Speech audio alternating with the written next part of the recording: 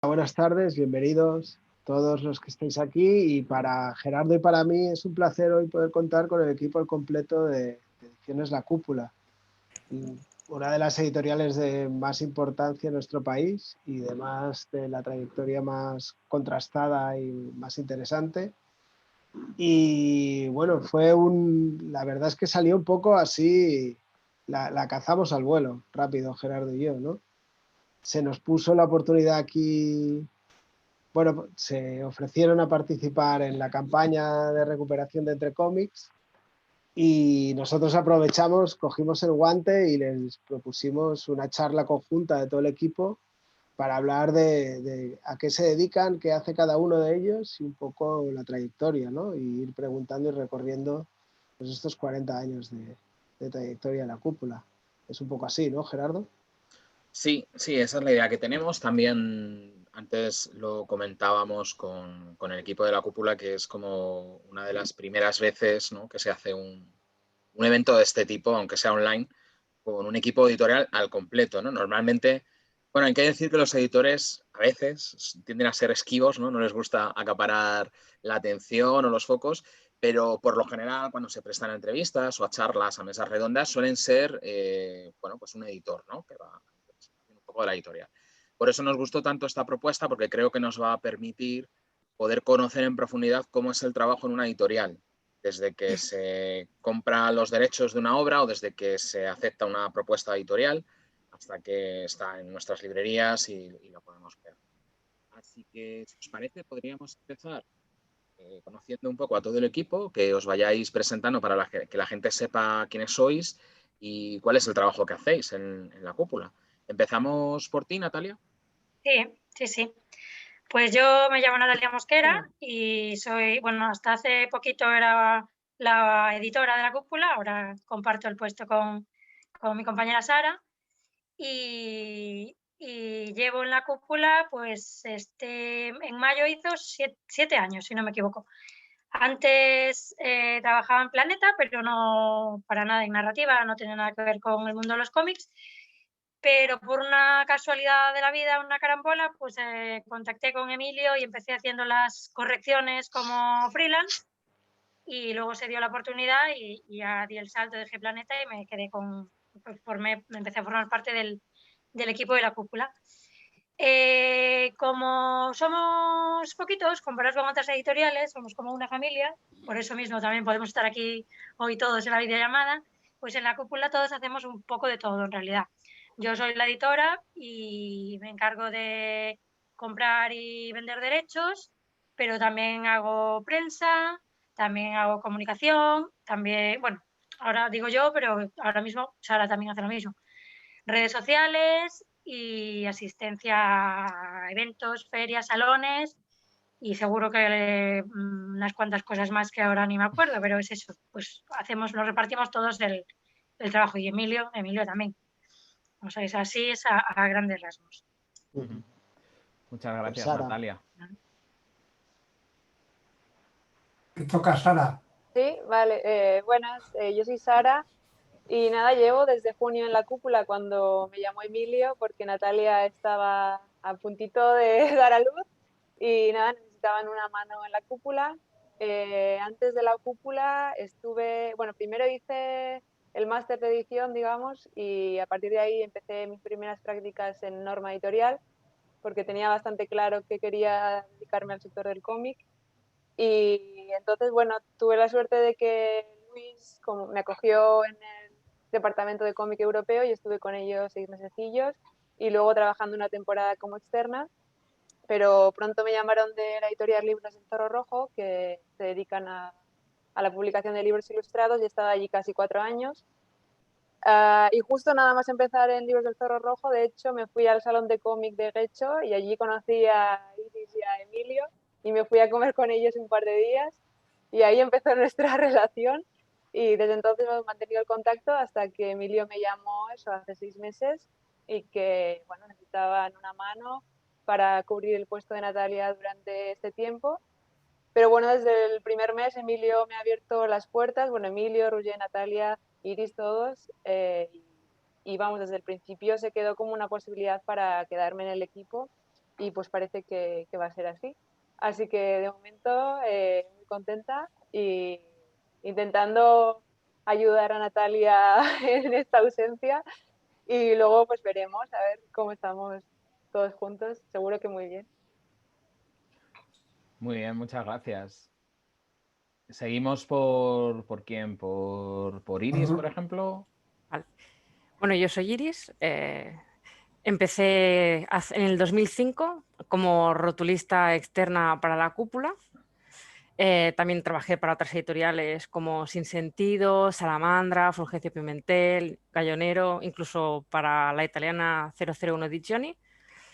Pero bueno, mi principal lugar de trabajo siempre ha sido la cúpula. Es para quien he estado trabajando más tiempo y al final pues una cosa lleva a la otra y hago mucho más que rotular hoy en día. Ayudo también pues a veces con limpiar fotolitos, montar maquetas, todas esas cosas. Y bueno, y ahora estoy en la oficina por las mañanas, con lo cual pues durante mucho tiempo he estado con Natalia y ahora estoy con Sara, que compartimos despacho y nos repartimos un poco el peso de lo que es los paquetes de prensa, que siempre es mucho, por muy pequeños que seamos. Y bueno, como ha dicho Natalia, todos hacemos un poco de todo. O sea, aparte de lo que sabemos hacer, todos intentamos ayudar siempre en la medida de lo posible para quitarle peso a Emilio, que es el que tiene toda la editorial sobre los hombros y que siempre está ahí más horas que un reloj. Y bueno, básicamente eso. Muy bien, gracias, Iris. Pasamos a Roger. Pues sí, soy Roger y bueno, yo he estudiado ilustración y diseño gráfico, pero yo soy de los que les gusta empezar desde abajo y ya llevo unos 15 años trabajando en el mundillo editorial de cómics, pero en almacén y bueno, el machaca un poco, ¿no? Y ahora desde hace ya unos años aquí en la cúpula ya estoy oficial en plantilla y bueno, como todos hago un poco de todo. Bueno, sigo con lo que es el mini almacén. Desde aquí servimos los pedidos de la web y tal. Y eso, control del stock del almacén, hacer los paquetes, etc, etc. También, bueno, tema facturación, un poco de facturación, un poco de la web, la parte más estética. Y nada, también eso, limpiando fotolitos, restaurando páginas de lo que toque y un poco de todo. Gracias, Roger. Nos queda Emilio, ¿no? Bueno, yo soy el botones, el que va a buscar los cafés, etcétera. Bueno, no, es broma. Pero es verdad que hacemos un poco de todo. O sea, cada uno, o sea, hay un momento que igual tienes que coger la escoba porque ahí viene una visita o lo que sea y hay que limpiar o fregarte. O sea, cada uno se friega sus propios platos. O sea, es decir, aquí no hay, fijaros que si os dais cuenta, aquí no hay 50 y 50, sino que hay más mujeres que hombres. Entonces, aquí las mujeres no hacen las faenas, no sirven cafés ni nada. Las mujeres son las que hacen los trabajos más finos. Nosotros, los hombres, somos los machacas, en realidad. Bueno, en realidad, mira, yo llevo en la cúpula desde el principio. Desde el principio de cuando se hizo el Víbora, cuando la cúpula no se llamaba la cúpula, sino José María Berenguer, editor. Y la verdad es que como esto es el trabajo que a mí me gusta hacer, que siempre quise hacer, pues como dicen ellos, prácticamente vivo aquí y disfruto muchísimo con mi trabajo. Y disfruto además muchísimo con este gran equipo que tengo, porque eso creo que se nota, que se percibe también por los que nos conocéis, pero también por los que compran nuestros libros, porque esos libros los hacemos con un montón de cariño, les ponemos corazón, o sea, es decir, creo que eso trasciende de alguna manera y espero que dure muchísimos años. Y Sara se ha quedado incluida en el equipo, pero seguro, o sea, es decir, aunque entró para sustituir a Natalia, nos hemos dado cuenta que se puede repartir trabajo entre las dos y que se pueda hacer, digamos, más trabajo nosotros y mejor trabajo y algo más. O sea, es decir, nosotros por voluntad propia escogemos los libros que hacemos cada mes y escogemos y hacemos solo 2 o 3 libros al mes, porque de esa manera los hacemos bien. Nada de a correr, es que hay que entregar 2, hay que entregar 3, 5. No, nosotros solo hacemos lo imprescindible, y además que nos guste.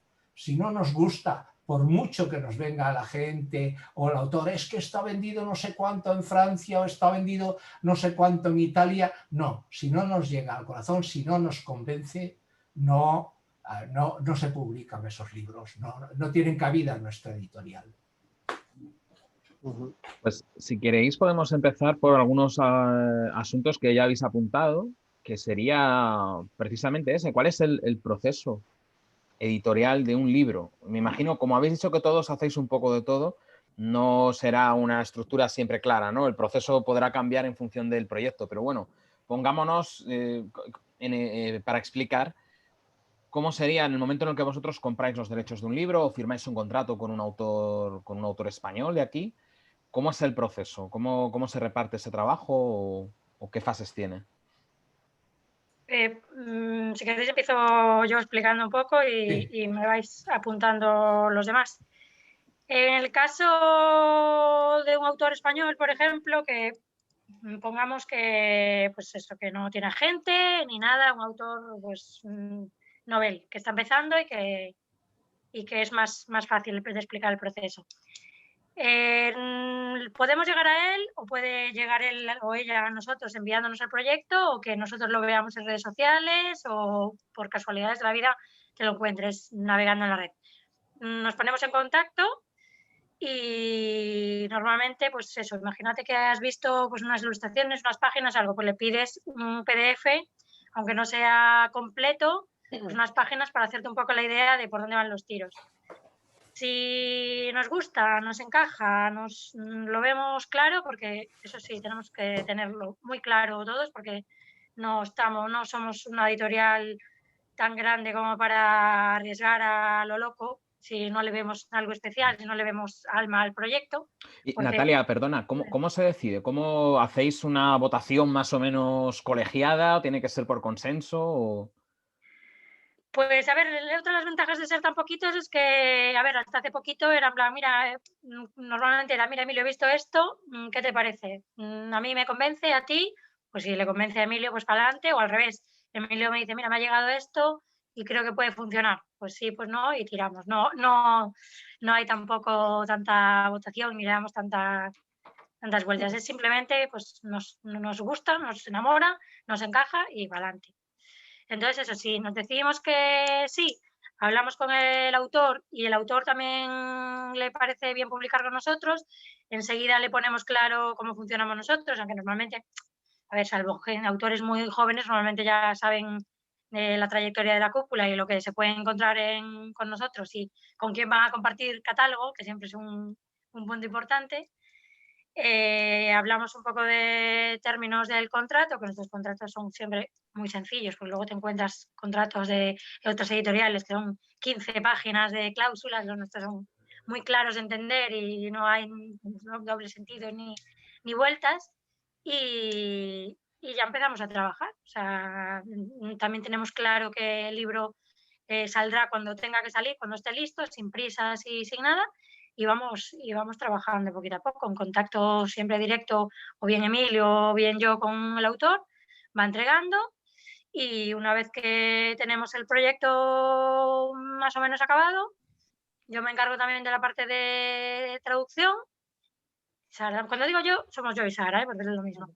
Y Emilio, que no lo ha dicho antes, que se ha ido un poco por los cerros de Úbeda, él se encarga de toda la parte de producción, de trabajar el libro en sí, yo me encargo más de los textos, de editar el proyecto, y Emilio con Iris, de la parte de la producción, y nada, y así va, ¿no? Es en realidad bastante sencillo.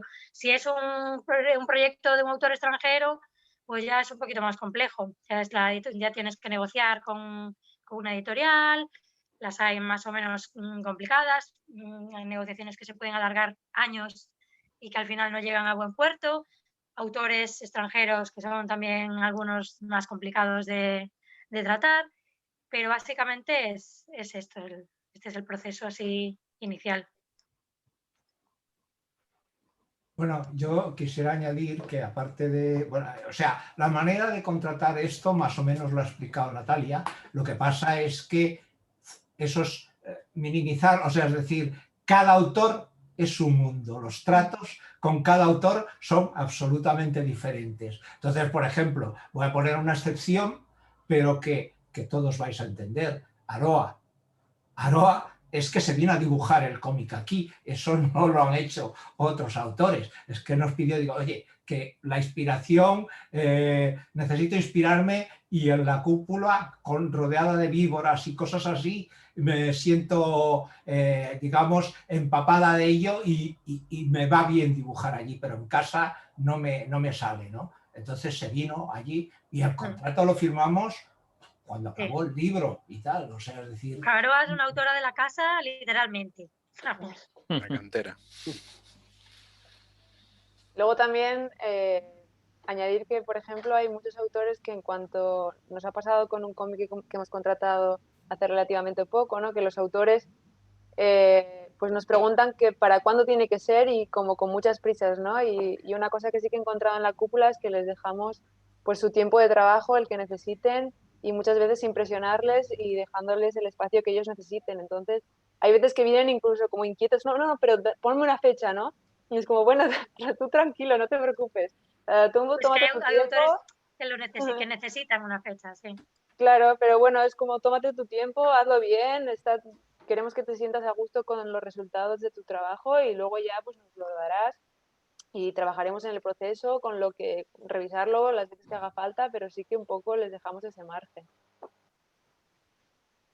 Una cosa que también en la selección normalmente al principio lo hacíamos Natalia y yo en general, pero después incluimos a Iris en las lecturas y en algunos momentos también incluimos a Roger, o sea, en los proyectos que nos presentan, porque depende la temática que toque, etcétera, pues necesitamos siempre otras voces, o sea que un proyecto que se publique en el Víbora por lo menos pasa por 4 lecturas diferentes, o sea, es decir, lo leemos 2, si ninguno de esos 2 nos convence, se queda descartado. Pero si nos convence, entonces pasa a más gente para que nos dé sus opiniones, etcétera. O sea, es decir, hay un equipo que lee los proyectos, ¿no?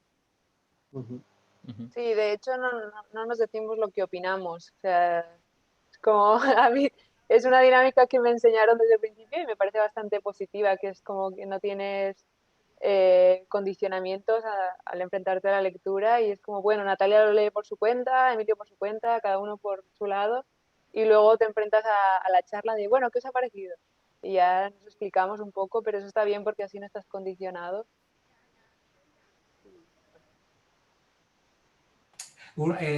Iris, lo digo porque no lo hemos mencionado y ella tampoco lo ha mencionado, pero ella también, por otra parte, es de alguna manera editora, porque ella es la editora de Brúfalo.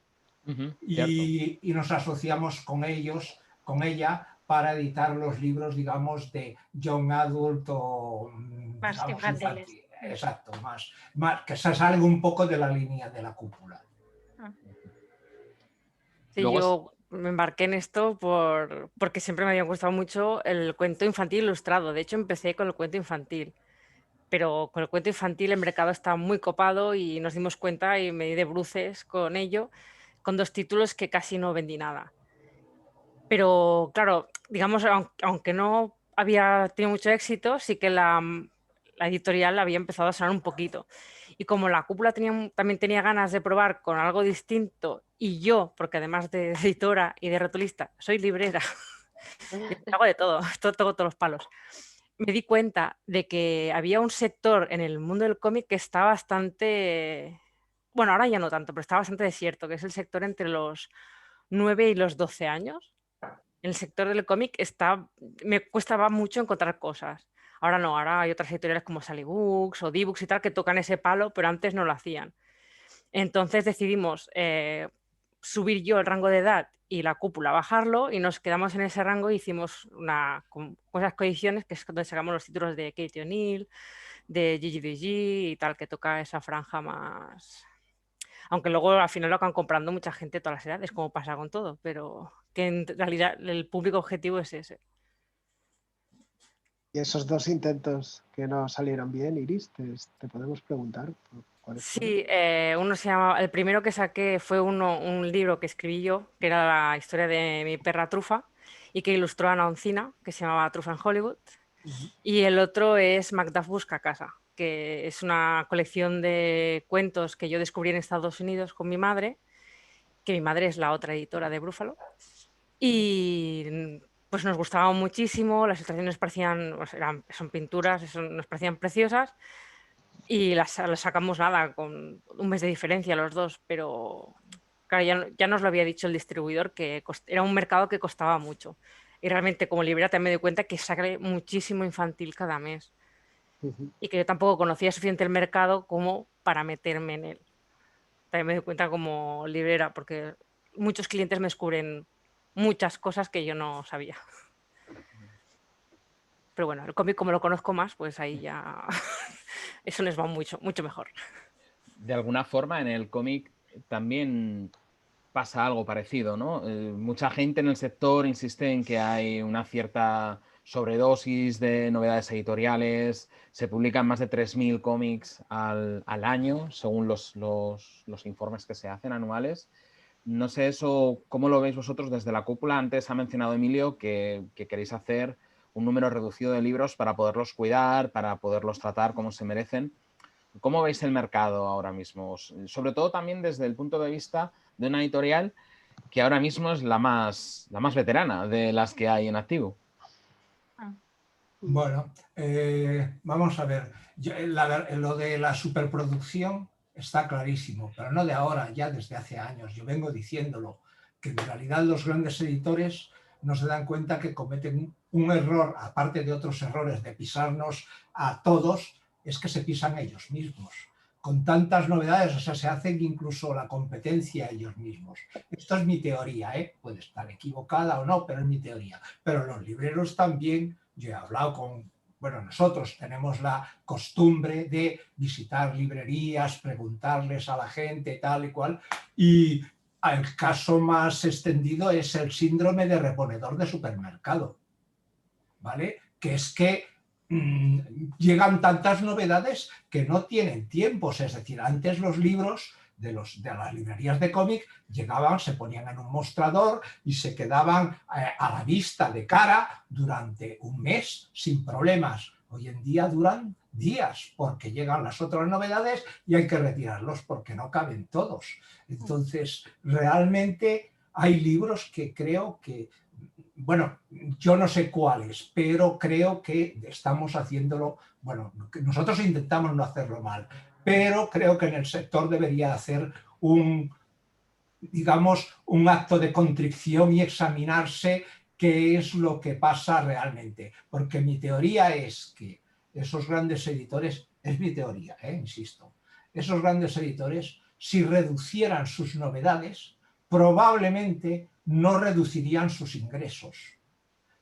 Y seguramente, o sea, tendrían prácticamente los mismos ingresos, pero menos gastos.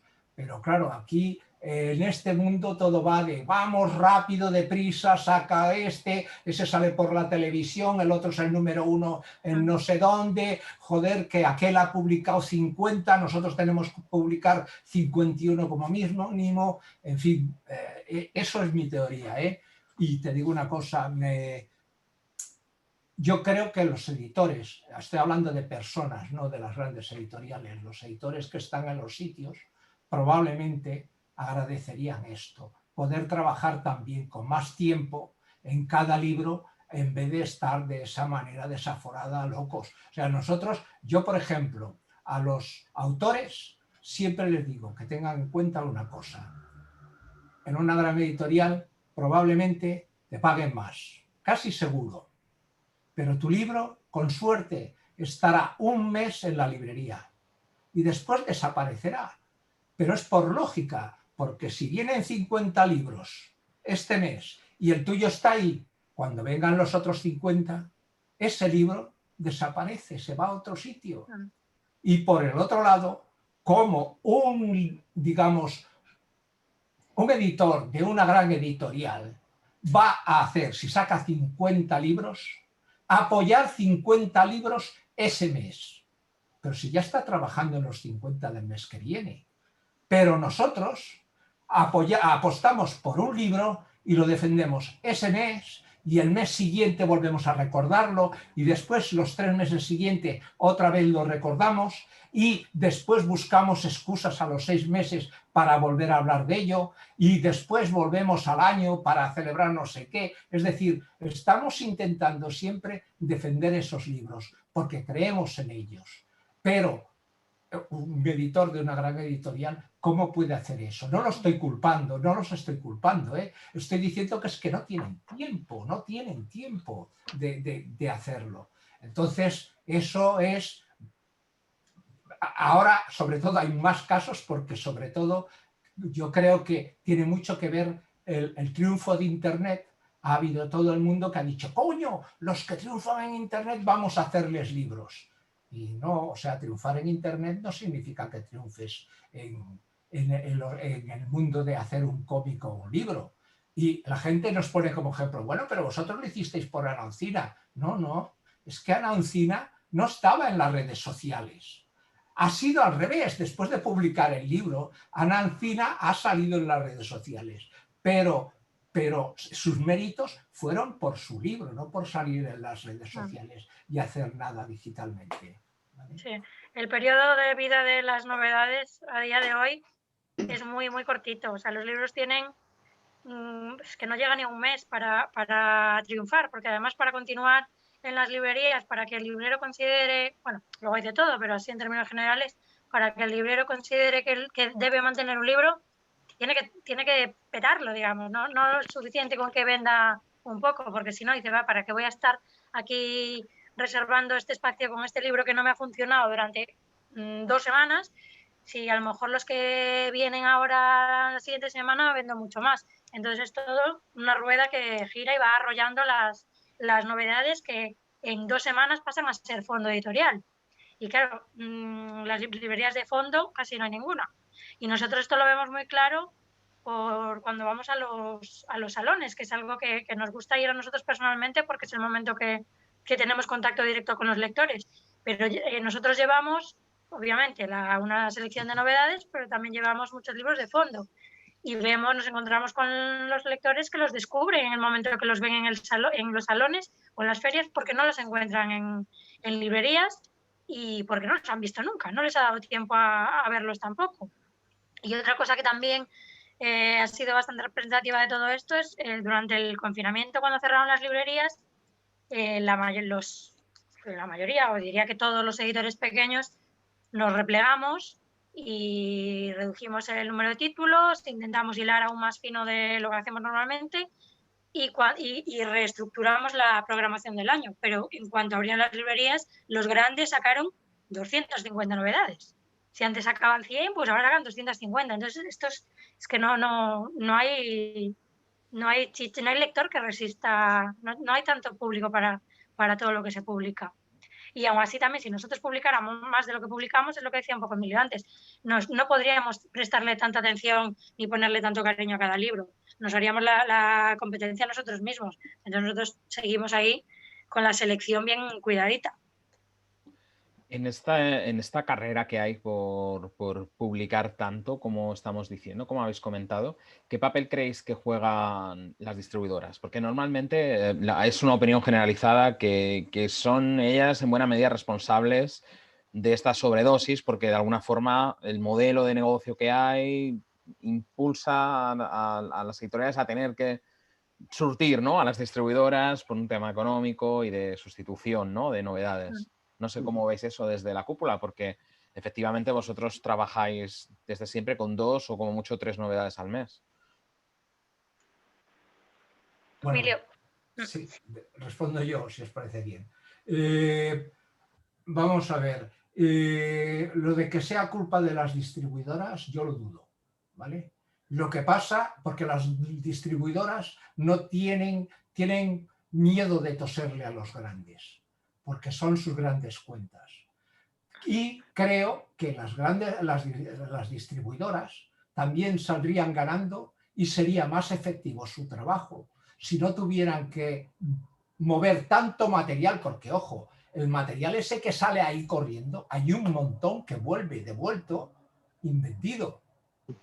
Y eso es trabajo que les genera a ellos, que tienen que tener gente que estén haciendo esos trabajos y que si las tiradas fueran más cortas y hubieran menos títulos, se gastarían menos dinero también en sueldos de esas personas, etcétera, que necesitan tener. Yo, por los distribuidores que yo conozco, ya te digo, ninguno le va a toser nunca a una gran editorial porque no puede ser, ¿no? Pero hay momentos en que van desbordados, hay momentos en que no dan abasto, con un salón del cómic, el día del libro, las navidades, junio. Hay momentos en que van como locos y el trabajo se resiente. Yo puedo dar mi punto de vista, aunque desde Brúfalo, que también he trabajado con otro editor. Y como yo sacaba muy pocos títulos, me dijeron que si sacas muy pocos títulos, el librero no te conoce. Eso en parte es cierto. Es decir, depende de cómo el distribuidor te venda, también se te conocerá más o menos. Si a los libreros, el problema es ese. Hay tanto título cada mes que los que salimos pocas veces quedas en el olvido. Si no les recuerdas al librero, ¡hey, estoy aquí! Se olvidan, pero no es porque el distribuidor te lo exija. El problema, o sea, yo no creo que nadie exija realmente que salgan tantos títulos. El problema es que el que se va haciendo grande, no el que es grande, sino el que se va haciendo grande, como tiene más dinero, dice, voy a vender más títulos porque así tendré más dinero. Es un mundo capitalista, ¿vale? Y ese es el problema. El problema es que los grandes se ahogan a ellos mismos y ahogan a los pequeños. Y al final el librero se ve copado de títulos. Y el problema es que el que a lo mejor saca 4 títulos al año, pero son 4 joyas, queda sepultado por un montón de carbón. Porque es lo que hay. Que eso ya ha pasado también con, por ejemplo, editoriales que querían vender un libro que era superventas, pero la agencia le obligaba, o la editorial le obligaba, vale, pero tienes que comprar estos otros 9 títulos y publicarlos en un año. ¿Vale? Y eso sobre todo es culpa también del mercado extranjero, que también pasaba, sobre todo pasaba en Japón. Eso lo sé porque pasaba mucho con el manga. Y al final es eso, la propia editorial quiere tener ese título como sea a un coste que paga él mismo y hace pagar a los demás.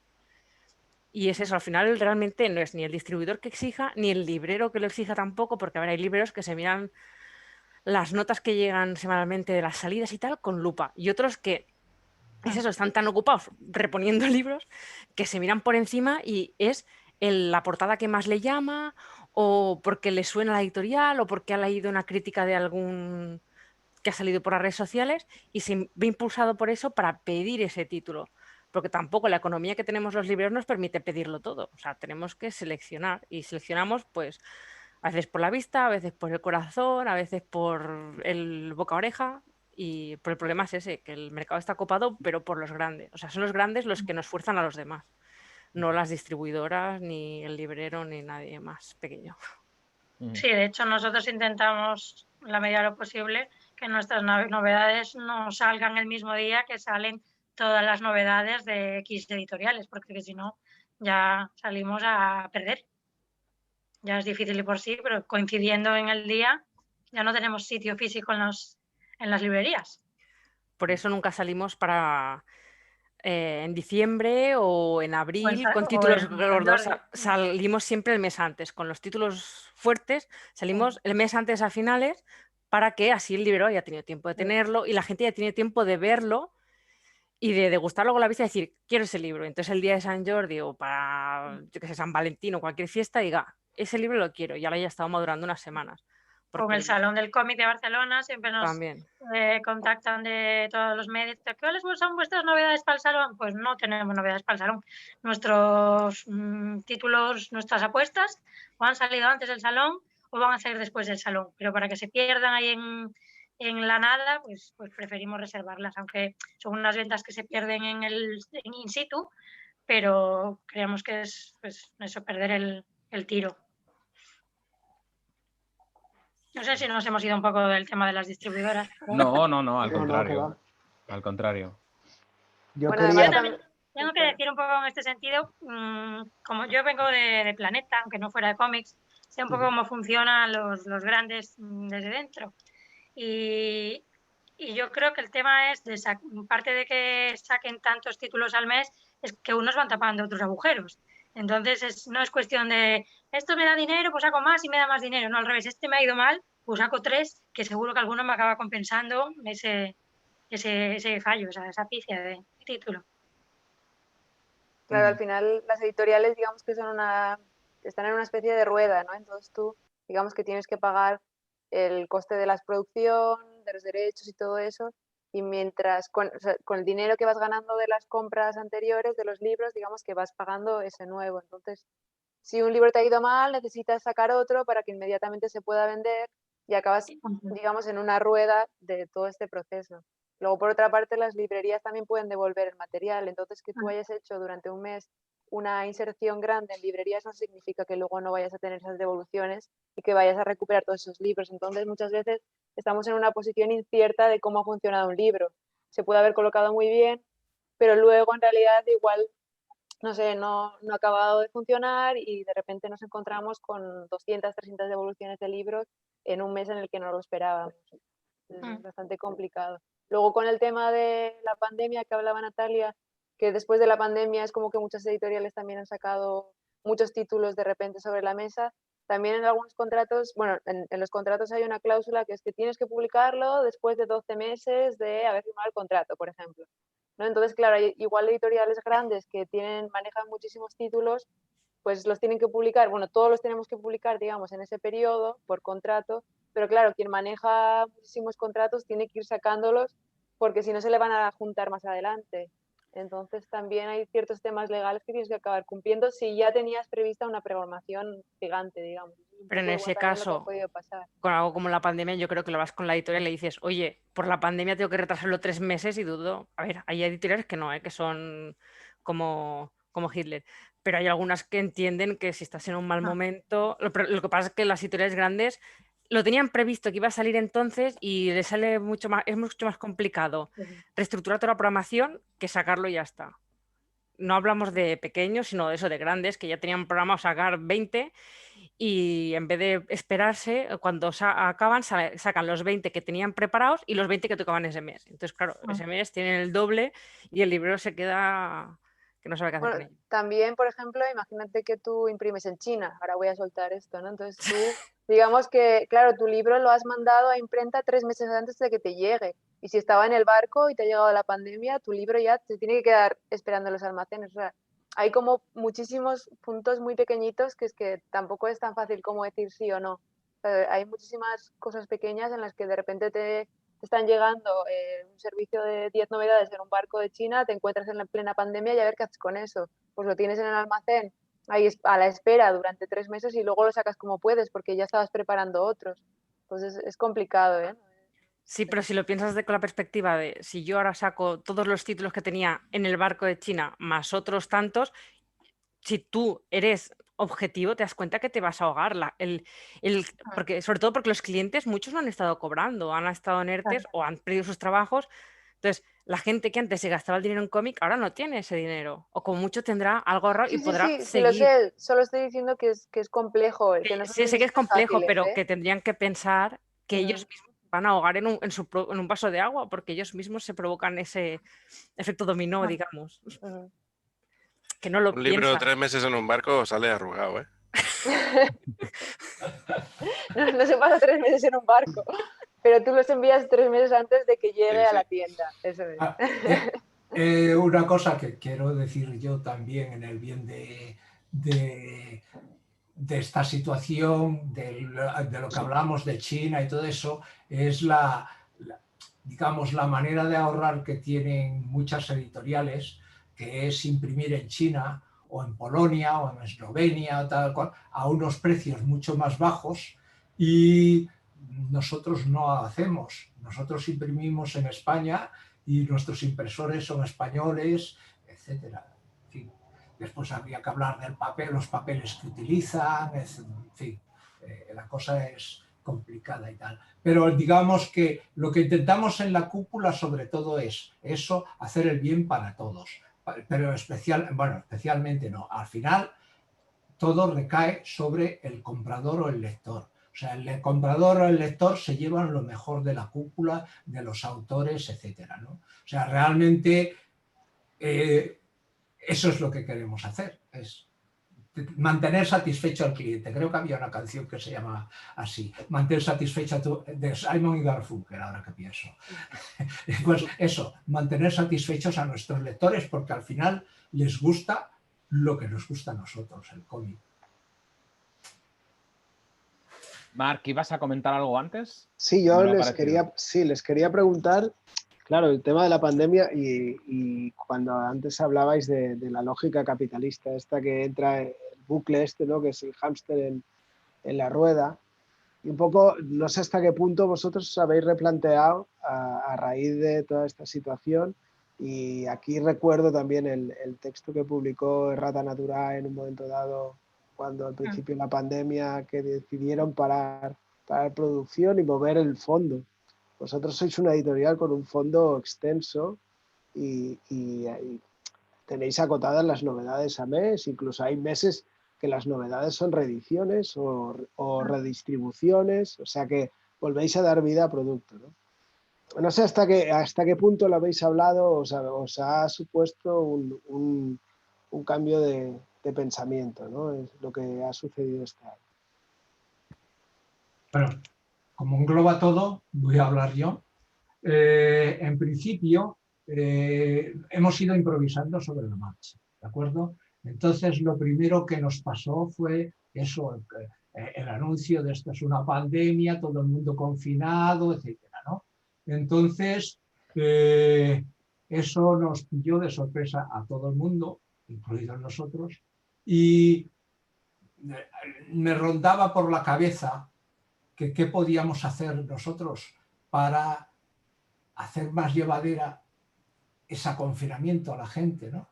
Y se me fueron ocurriendo diversas cosas que fui descartando, y entonces un día se me ocurrió una que fue, vamos a resucitar el víbora.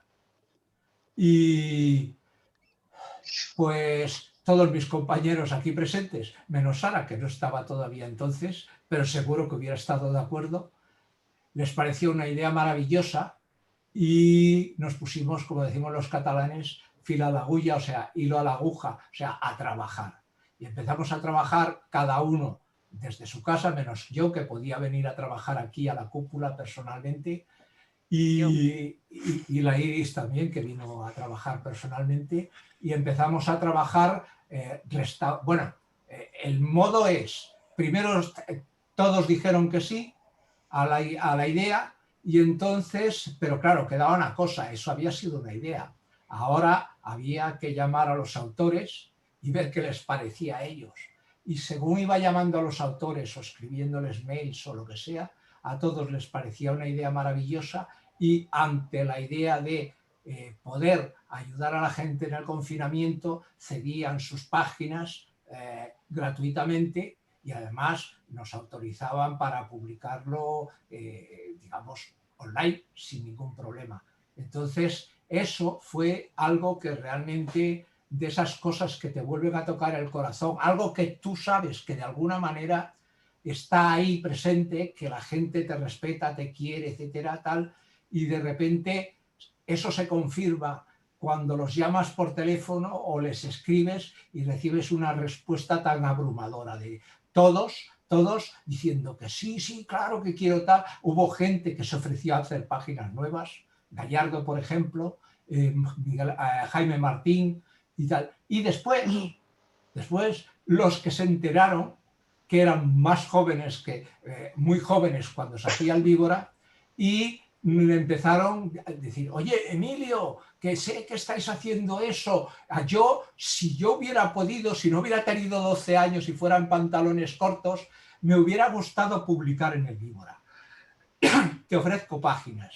Y entonces empezamos a recibir ofertas de gente que Lucas Varela, Diego Grimbao, Rosa Codina, Aroa Travé, Ariel V, Ángel Mosquito, bueno, igual me dejo alguna gente, pero gente que aportó su trabajo también desinteresadamente y con páginas inéditas y sin haber siquiera formado parte del equipo de la cúpula. Por otra parte, pues gente que yo decía, ay Dios mío, que estos me van a decir que no, tal, como Almodóvar o como Mariscal, y que también se mostraron encantados de la vida de poder ayudar a la gente. Entonces esa cosa solidaria, ¿sabes? Es algo que de alguna manera te hace sentir que vale la pena el trabajo y el esfuerzo que estamos haciendo. Marc, no sé si te referías también un poco a si la pandemia también nos hizo eso, replantearnos y dedicarnos más a mover el fondo y no tanto salirnos un poco de la rueda, ¿no? No, yo creo que no más de lo que ya hacíamos. O sea, nuestra intención siempre fue seguir moviendo el fondo todo lo que pudiéramos. Sí que es cierto que las novedades de que iban a salir en la pandemia se tuvieron que esperar, no en un barco, pero sí en un almacén, y a mejor momento. En algunas el mejor momento pues ya fue, ya ha salido, y otras pues saldrán cuando puedan salir. Pero mover el fondo es algo que está siempre ahí, no es que se nos haya encendido de repente la bombilla, vamos haciéndolo con reediciones, con cambios de cubiertas, cambios de edición, con añadidos, con cambios, y sí, es que además somos conscientes del fondo que tenemos ahí, pero claro, ahí no es algo que podamos, no está solo en nuestra mano. Eso también está en la mano de los libreros y de los distribuidores también, y de toda la cadena, de empezar a darle vida al fondo, al nuestro y al de todos los demás.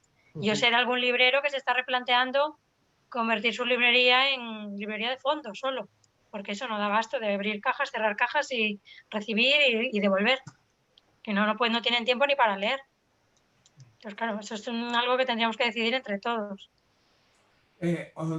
Digamos, esto de la pandemia, yo me he callado, o sea, he hablado de lo del víbora, esperando que Natalia evidentemente me apuntara el final. Digamos, el tiempo que le hemos dedicado al víbora ha sido 2 meses. Toda nuestra programación ha corrido 2 meses. Es decir, hemos trabajado durante 2 meses por la cara para hacer ese especial del víbora de 400 y pico páginas. Y toda nuestra programación ha corrido 2 meses. Es decir, cosas que se tenían que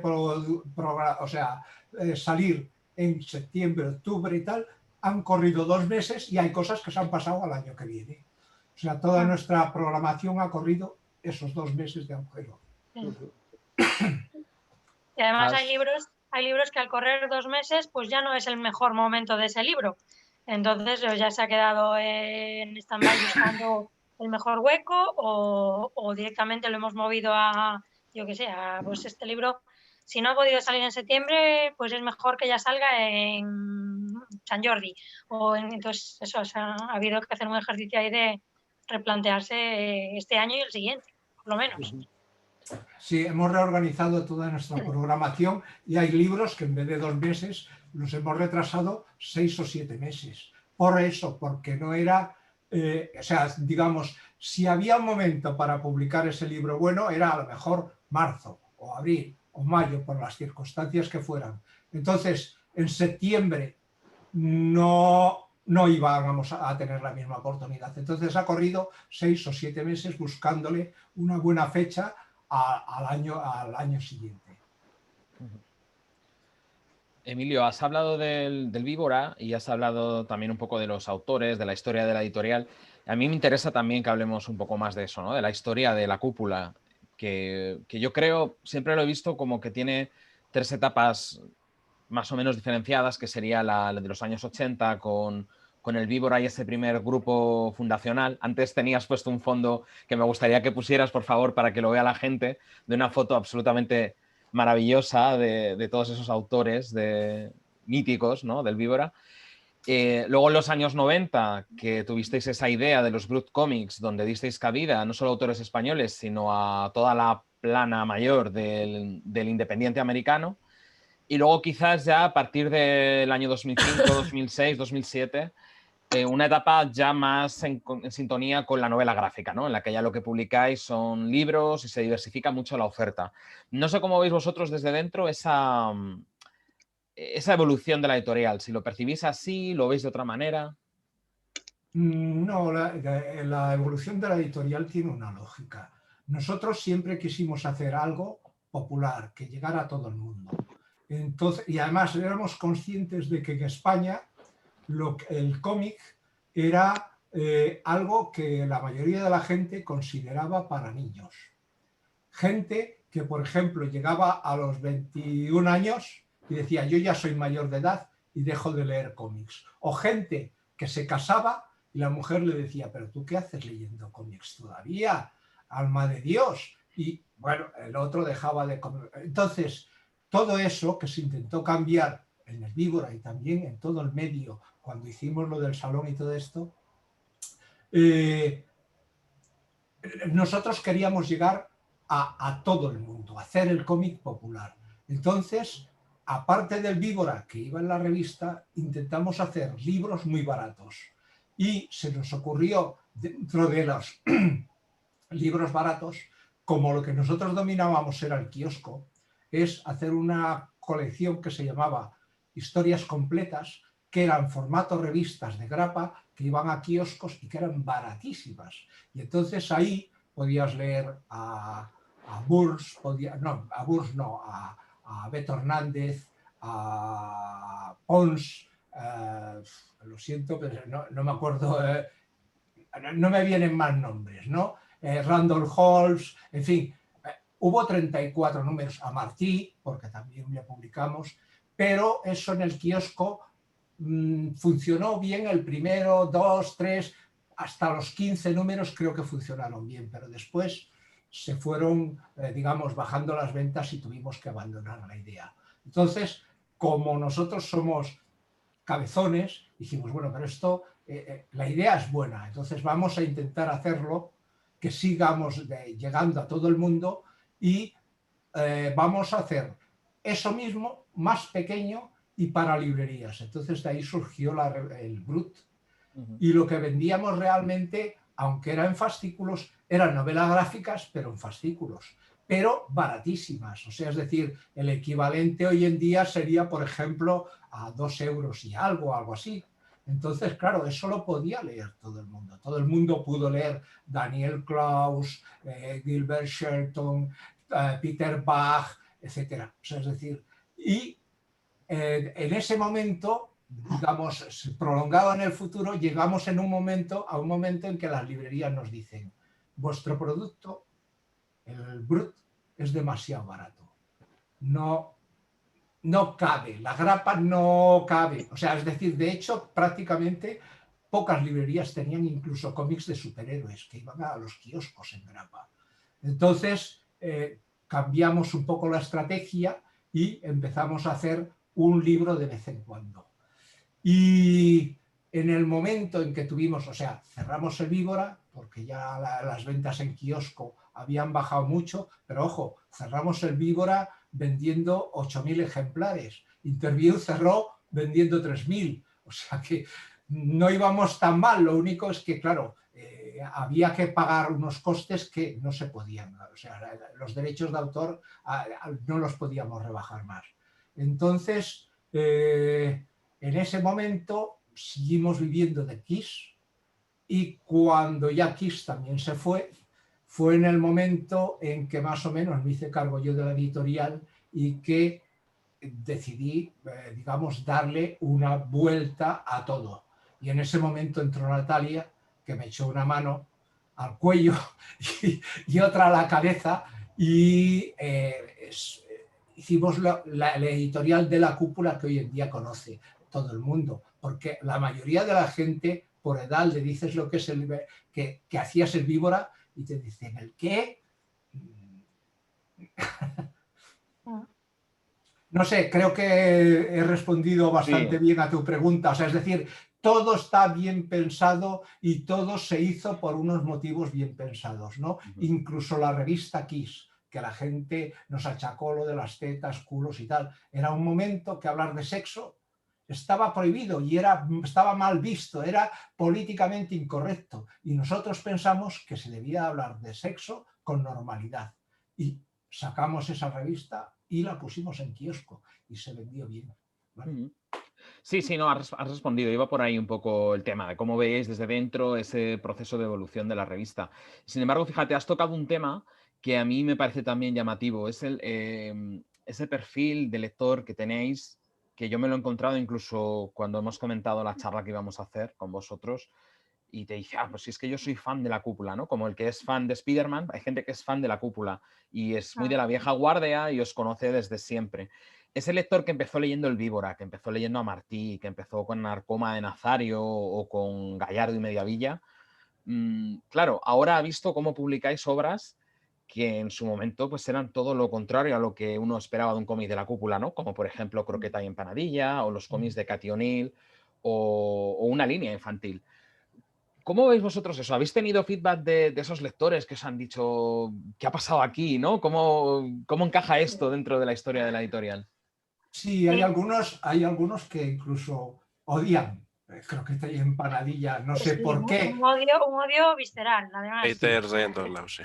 Sí, pero la mayoría de la gente creo que lo ha aceptado bien. Lo ha aceptado bien porque esa gente, digamos, ahora tiene hijos y sus hijos pueden leer Croqueta y Empanadilla, y si le pusiéramos un víbora adelante, o puede leer lo de Brúfalo, y si pusiéramos un víbora adelante no lo podrían leer. O sea, si siguiéramos en esa línea. Seguimos en esa línea también, ¿eh? O sea, pero hemos ensanchado más nuestro campo.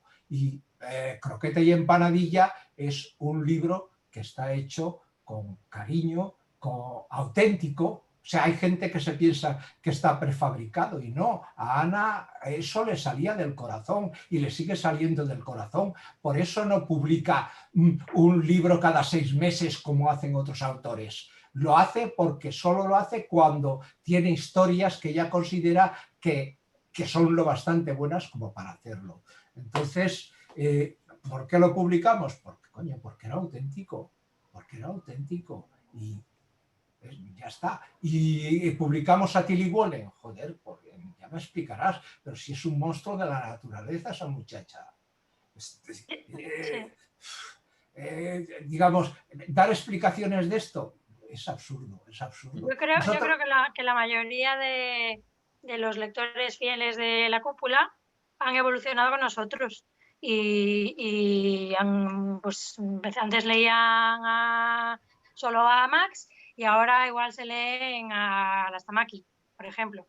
Pero sí que hay una parte del público de entonces que además hace mucho ruido y a mí me tocaba mucho la moral, que protestaba, que si nos habíamos vendido, que si ya no éramos la cúpula.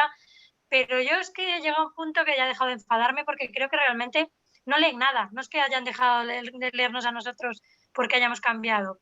Es que en su momento leían el libro lo que sea, pero ahora ya no leen nada de nada. O sea, es una generación de esto que ha llegado a un momento en su vida que ha dejado de leer cómics por otros entretenimientos. Pero el grueso de nuestros lectores ha evolucionado con nosotros. Y nuestro lector tipo ha cambiado también.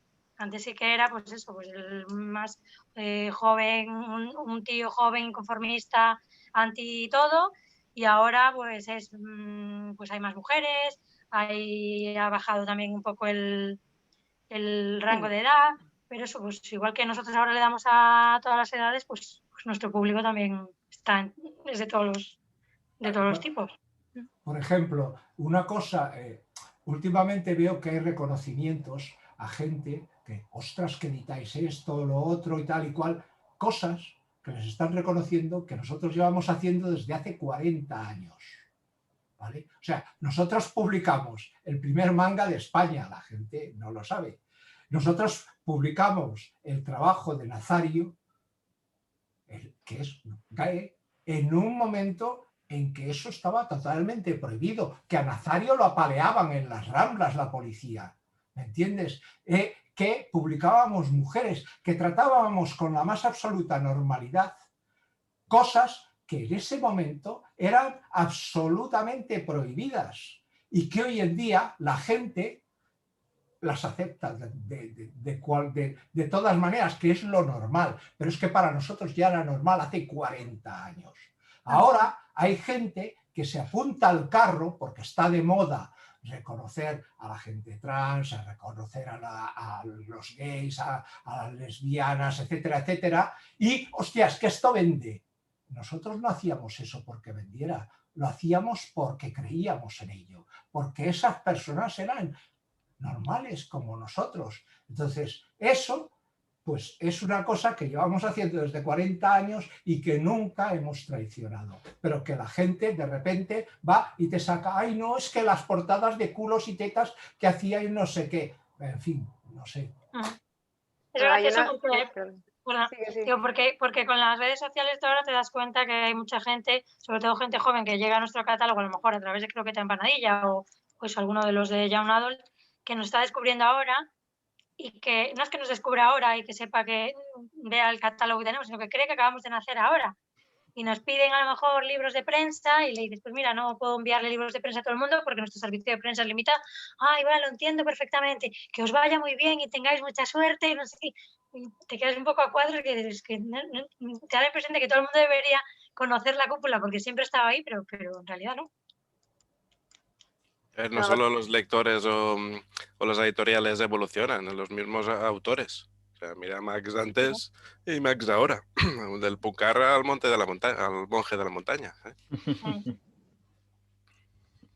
No, que quería decir que, bueno, yo llevo poquito eso en la cúpula, pero una de las cosas que veo es que no hay productos prefabricados. Digamos que recibimos muchísimas propuestas de guionistas por una parte y de ilustradores por otra, que te enseñan igual su portafolio y te dicen, me gustaría que pensarais en mí, pues por si en algún momento surgiera una idea, ¿no? O sea, la cúpula no es que le surjan ideas, o sea, la cúpula lo que hace es leer muchos cómics de muchísimas autores y muchísimas propuestas y digamos que lo que recibe son cómics ya que los autores sienten como una cosa suya, que ha salido de ellos, no algo que, bueno, ahora está de moda LGTBI, pues vamos a sumarnos al carro y vamos a proponer a este ilustrador y a este guionista y los hermanamos y hacemos algo y lo sacamos al mercado porque es lo que se lleva. O sea, no, aquí lo que se hace es leer muchísimas propuestas de autores y guionistas y entonces se coge algo que ya está hecho, que es lo que siente el autor realmente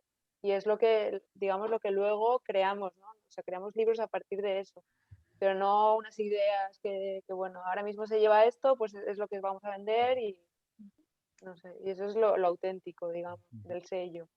No hay encargos, ¿no? En la cúpula, digamos. No hay encargos y a veces es una pena porque realmente nos llegan propuestas muy buenas, pero es que nosotros no, entre que somos poquitos y tampoco, no sé, no nos encargamos de juntar a un ilustrador con un guionista, o sea, eso lo tienen que sentir entre ellos y tienen que llevarse bien, es una relación bastante complicada y realmente tienen que casar juntos, ¿no? Entonces no podemos fingir esa relación. Es que aunque quisiéramos no tenemos tiempo tampoco para ese tipo de proyectos, ni para buscar y para emparejar. Bueno, pero la verdad es que no nos interesa. O sea, es decir, realmente un trabajo, digamos, que sale del corazón, le sale a un dibujante y a un guionista que ya trabajan juntos bien, ¿vale? Pero juntarlos es como hacer de Celestina. No, una pareja, un hombre y una mujer o dos mujeres se caerán bien en función de que se conozcan, no porque haya alguien por medio presentándolos. Entonces, ese trabajo a nosotros normalmente, no normalmente, jamás lo aceptamos. Jamás lo aceptamos. No es mala idea un Tinder para autores, tío.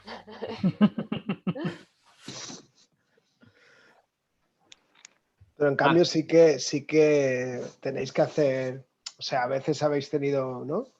Antes comentabais, Aroa, la habéis tenido y otros trabajos los vais puliendo como editores mientras mientras van trabajando esa obra. Obras como pienso en Manicomio, obras así, ¿no? Que son de Sí, más claro. largo recorrido y tal, Sí. ¿no? Ahí hay un trabajo vuestro. Claro, que pero eso bueno, es también el trabajo es el trabajo de editor, eso lo hacemos con cada libro. Lo que pasa es que pues unos se alarga más en el tiempo y otros menos, porque muchos autores, bueno, muchos no, todos tienen que comer, entonces no pueden vivir de ese cómic, entonces se va prolongando el tiempo de trabajo. Pero la atención de cada libro, el pulir la historia, el aquí creo que decae el interés, estas páginas, hace 4 páginas que en la historia no avanzan. Este es un trabajo que hacemos con todos los libros. Bueno, a ver, hay algunos que no lo necesitan porque ya están bien aniquilados, pero normalmente el trabajo del editor es ese. Sí, es que os quitabais hierro ahí de que no hacíais de Celestina, pero sí que hacéis de editores, claro. Claro. De editores, sí, claro. Sí, claro. Pero es que eso es otra cosa, claro. O sea, el problema que tenemos todo el mundo, es que vemos las cosas que lo que estamos haciendo no difícilmente lo podemos ver con perspectiva desde fuera. Entonces, no sé si lo habéis probado alguna vez, pero te pones a escribir un texto, lo que sea, tal y cual, y lo dejas durante un texto que te ha parecido bueno, y lo dejas durante un mes y te lo vuelves a leer y le metes cambios a mansalva, porque te das cuenta de que aquí el ritmo falta, coño, que aquí yo estaba pensando que esto lo estaba explicando, pero no, lo tengo yo en la cabeza, pero no lo he contado aquí. Pues va bien para cualquier autora que haya una vista externa e imparcial que se lo lea, no un amigo que le golpee la espalda, que, oh, qué bien lo has hecho, claro, yo no sé dibujar, por lo tanto tú lo haces bien. Alguien que sea imparcial y que lo ayude con su trabajo, que después ese trabajo que hace el editor se diluye, o sea, es decir, después no hay alguien ahí que pone, aquí el editor me dijo que hiciera tal y cual. No, eso es obra del autor, porque nosotros lo que hacemos son sugerencias, le decimos, oye, ¿te has dado cuenta que aquí esto, si palmas con aquello, el libro te queda redondo y les dejas a la gente con el culo vuelto del revés? Que va a ser un encuentro que va a decir, hostia, qué genialidad. O no has visto que aquí esto que estás contando hace que baje la historia y no le interesa a nadie. Y el autor o la autora es el que dice, coño, es verdad, tienes razón, no me había dado cuenta. Pero claro, ¿por qué esa autora lo está viendo todo el rato desde dentro? No puede verlo desde fuera. Entonces ahí están los editores. Ojo, te digo una cosa, hay muchos editores que lo que hacen los autores lo bendicen sea lo que sea, porque es de un autor. Y no, coño, hay que hacerlo. O sea, si escriben burro con V, hay que corregírselo y decirle, oye, que burro va con B. Esto es así, siendo muy reducido todo, pero la verdad es eso, es que hay cosas dentro de una historia o que el orden de las viñetas esté intercambiado o que los bocadillos se lean mal, en fin, hay un montón de cosas que el editor puede aportar para enriquecer el libro que acabe finalmente. Claro. Es el autor el que llega a las soluciones. Tú como editor le indicas, pues mira, yo creo que aquí la historia pues no empieza con la suficiente fuerza o el final se carga toda la historia que está, y le vas dando pautas siempre de una manera muy respetuosa y lo vas acompañando para que él mismo vaya dando vaya sacando lo mejor de su historia. Vaya encontrando las soluciones. Claro. Pero eso no lo puedes hacer si tú coges a un guionista y a un dibujante y les dices, tenéis que hacer esto.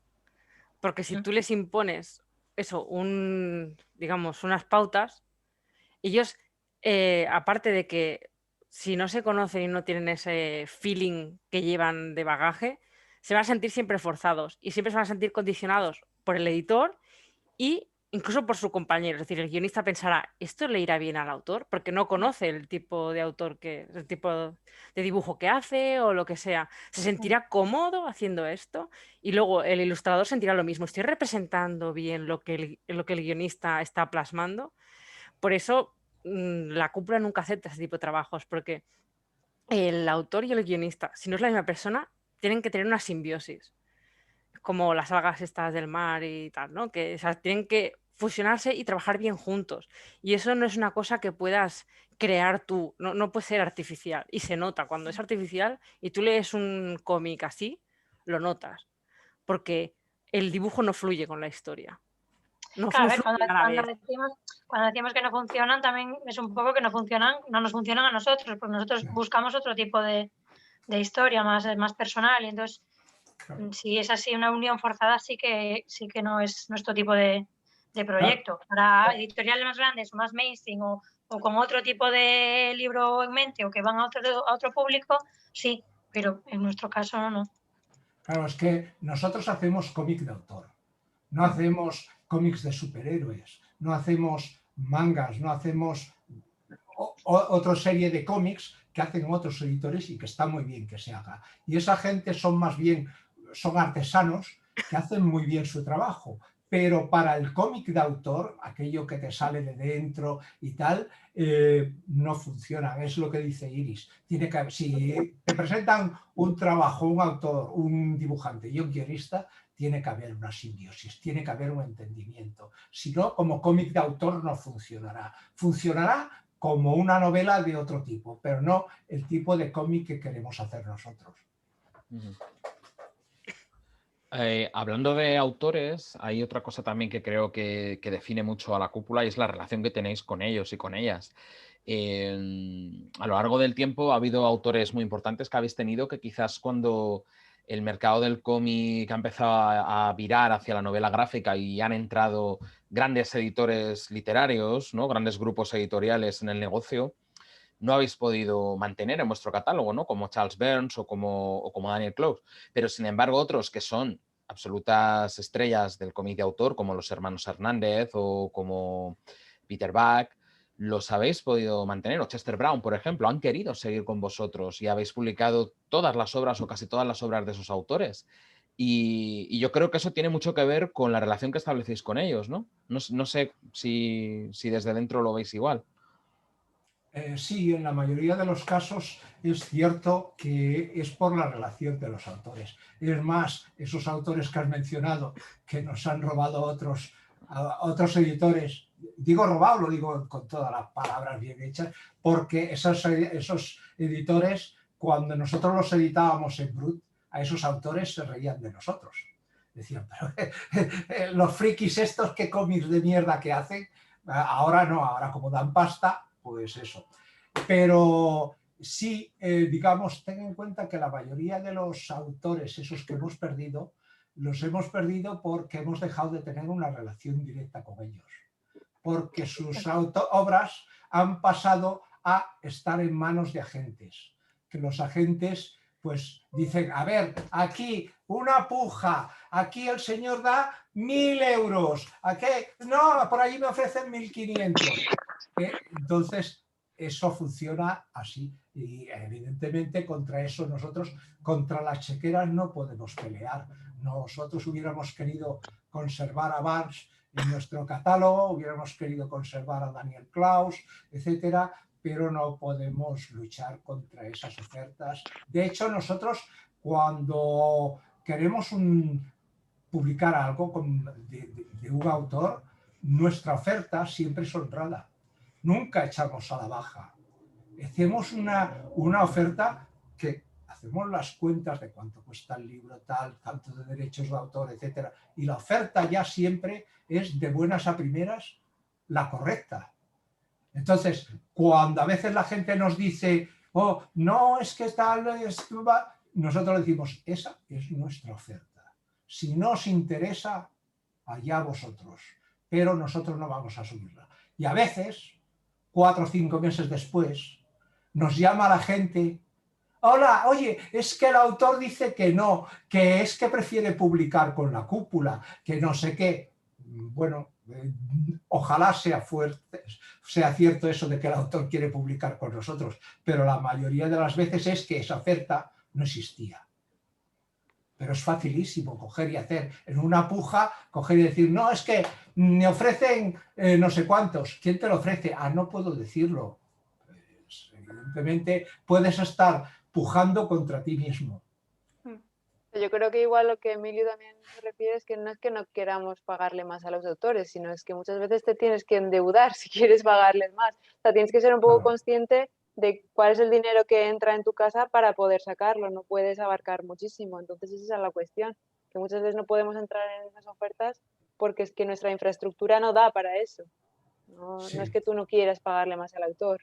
Claro, es que un libro se cobra el 8% si es una traducción, un 10% si es de un autor nacional. Entonces tú haces las cuentas y dices, de esto voy a vender tanto. Entonces si te dicen que subas la oferta, los costes te costará muchísimo más, los costes te costará muchísimo más cubrirlos. Por lo tanto, no entra, o sea, es decir, nosotros somos una editorial pequeñita, vivimos, o sea, nuestra sede es en alquiler, no tenemos coche nadie, yo incluido, yo acabaré de pagar mi casa dentro de 7 o 8 años y llevo 25 años pagándola. Entonces, somos una editorial que repartimos el beneficio entre todo el mundo, pero no podemos hacer ofertas, no podemos entrar a esas ofertas de ninguna manera. Pero esos autores que sí que se han quedado con vosotros, supongo que es sobre todo por esa relación tan especial, ¿no?, que tenéis. Yo he tenido la suerte de estar, por ejemplo, cuando han venido a Madrid Chester Brown o Peter Buck, incluso Gilbert Shelton, y se ve que es una familiaridad la que tienen con vosotros que no es quizás la habitual, ¿no? O incluso gente más joven como Tillie Walden. Es que si había alguna duda de esta familiaridad, se ha despejado durante el confinamiento con la publicación del Víbora, cuando les contactabas y les decías, mira, vamos a hacer esto, ¿qué os parece? Hemos pensado en utilizar una historieta vuestra, antigua. Sí, lo que queráis, bueno, lo que os dé la gana, no os preocupéis. Y vamos, claro, te daban callada lagrimita. Y dijo, después de tantos años y todo, aún está ahí, aún puedes contar con toda esta gente. Claro, ten en cuenta todos que nombres potentes. En ese número del Víbora participó Peter Buck, por ejemplo, Robert Crumb, Gilbert Shelton, en fin. Sí. Y algunos que seguramente hubieran participado, pero a mí no me dio tiempo ya a llamar y escribir a todo el mundo. Sí. Bueno, yo si me perdonáis, como madre conciliadora, con mi despedida en baja maternal, tengo que ir a buscar a mis bebés. Y me encantaría seguir, pero no tengo que irme porque los estoy oyendo llorar aquí ya en el velo. Vale. No te preocupes, Natalia, muchas gracias. Gracias. Hasta pronto. Un abrazo. Mucho de menos a todos. Chao. Chao. Marc. Sí, no sé, yo a raíz de eso la necesidad impone, ¿no? Y vosotros también os habéis visto, pues habéis ido diversificando y abriendo miras. Yo sí que os quería preguntar más o menos hacia dónde apuntáis ahora, ¿no? O qué editoriales o qué autores y autoras tenéis como referentes, ¿no? Como nuevo, ¿no? O que para dónde, no hace falta tampoco que nos digáis ahí si no queréis, pero sí un poco para dónde apuntáis, ¿no? Por dónde veis los nuevos caminos del cómic. Sois una editorial que siempre vais diversificando ese catálogo, ¿no? Un poco por necesidad y por interés también, ¿no? Quería preguntaros por ello. Pues la verdad es que no puedo decirte, creo que no podemos decir ninguno hacia dónde vamos, porque este mundo está en ebullición. Entonces, de repente, si me hubieras hecho esta pregunta hace 4 años, yo no sabía que existía Tillie Walden, ¿vale? Entonces, ni sabía que existía Rosemary Valero, ni Katie O'Neill, digamos, mañana podemos tener un autor o una autora nuevas, que es posible que sea una autora, porque las autoras hoy en día están que la petan, están saliendo de debajo de las piedras, pero para bien, para bien. Entonces, no, ahora mismo yo te puedo a lo mejor hablar de algún proyecto de cosas que tengamos de la cúpula, pero no son nuevos, o sea, más bien son cosas que ya tenemos hechas, ¿no? En fin. Pero ya te digo, no, yo no sería, si alguno de vosotros es capaz, me refiero a mis compañeros, de decir, oh, pues tal cosa va a ser nuevo, no lo sé. Hay cosas que tenemos en la cabeza de las que no podemos hablar, y menos en estos tiempos que corren de la pandemia, porque si elaborar un proyecto de este tamaño lleva 6 meses, 1 año, esto llevará 2 años. Entonces, no puedo hablaros de ello, pero espero sorprender, esperamos sorprender a la cúpula en el futuro con esto, con gente joven, con gente nueva. Yo tengo alguna pregunta más que me gustaría haceros, pero Marc, igual es el momento también de dejar la oportunidad a los y las asistentes para que pregunten algo, si lo desean. ¿Os parece? Bueno, si alguna persona quiere participar o quiere intervenir, lo único que tiene que hacer es levantar la manita. Abajo hay un icono que es el de participantes. Si pincháis ahí, os llevará a un menú en el que podéis ver una serie de símbolos. El de la manita me servirá a mí para saber que queréis hablar y os puedo abrir el micro y la cámara para que lo hagáis. También en el chat hay una pregunta de Elena. Ah, muy bien. La estaba leyendo. Pues empezamos por ahí entonces, si queréis. Sí, sí. Pues eso, ¿La lees, Marc? Sí, la leo. Pues Elena, que primero saluda y luego que quiere preguntaros un par de cosillas. Una, ¿qué relación tenéis con la crítica y la divulgación? ¿Qué puntos positivos y negativos le veis tal y como está en la actualidad? Y la segunda pregunta, que ¿qué tal el proyecto de las plataformas de editoriales independientes? ¿Cómo está funcionando? Bueno, voy a responder yo, que si meto la pata recibiré todas las tortas. Vamos a ver, lo de la crítica, estamos en un momento que yo jamás en la vida me había sentido tan tranquilo, tan contento, tan entusiasmado de la crítica, de la gente que se dedica a hacer reseñas y todo eso, porque me he dado cuenta de que la mayoría se parece muchísimo a la cúpula.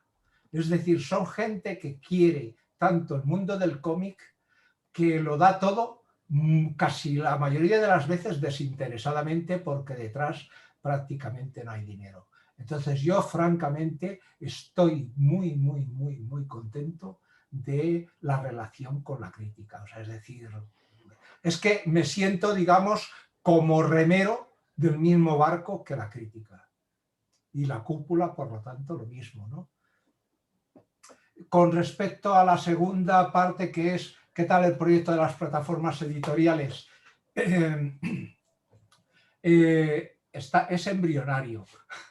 Estamos en ello, que tenemos muchas cosas por delante que hacer, hay mucho entusiasmo, pero como todo está como a cámara lenta por culpa de la pandemia, los resultados creo que van a tardar como mínimo 6 meses o más en poder verse.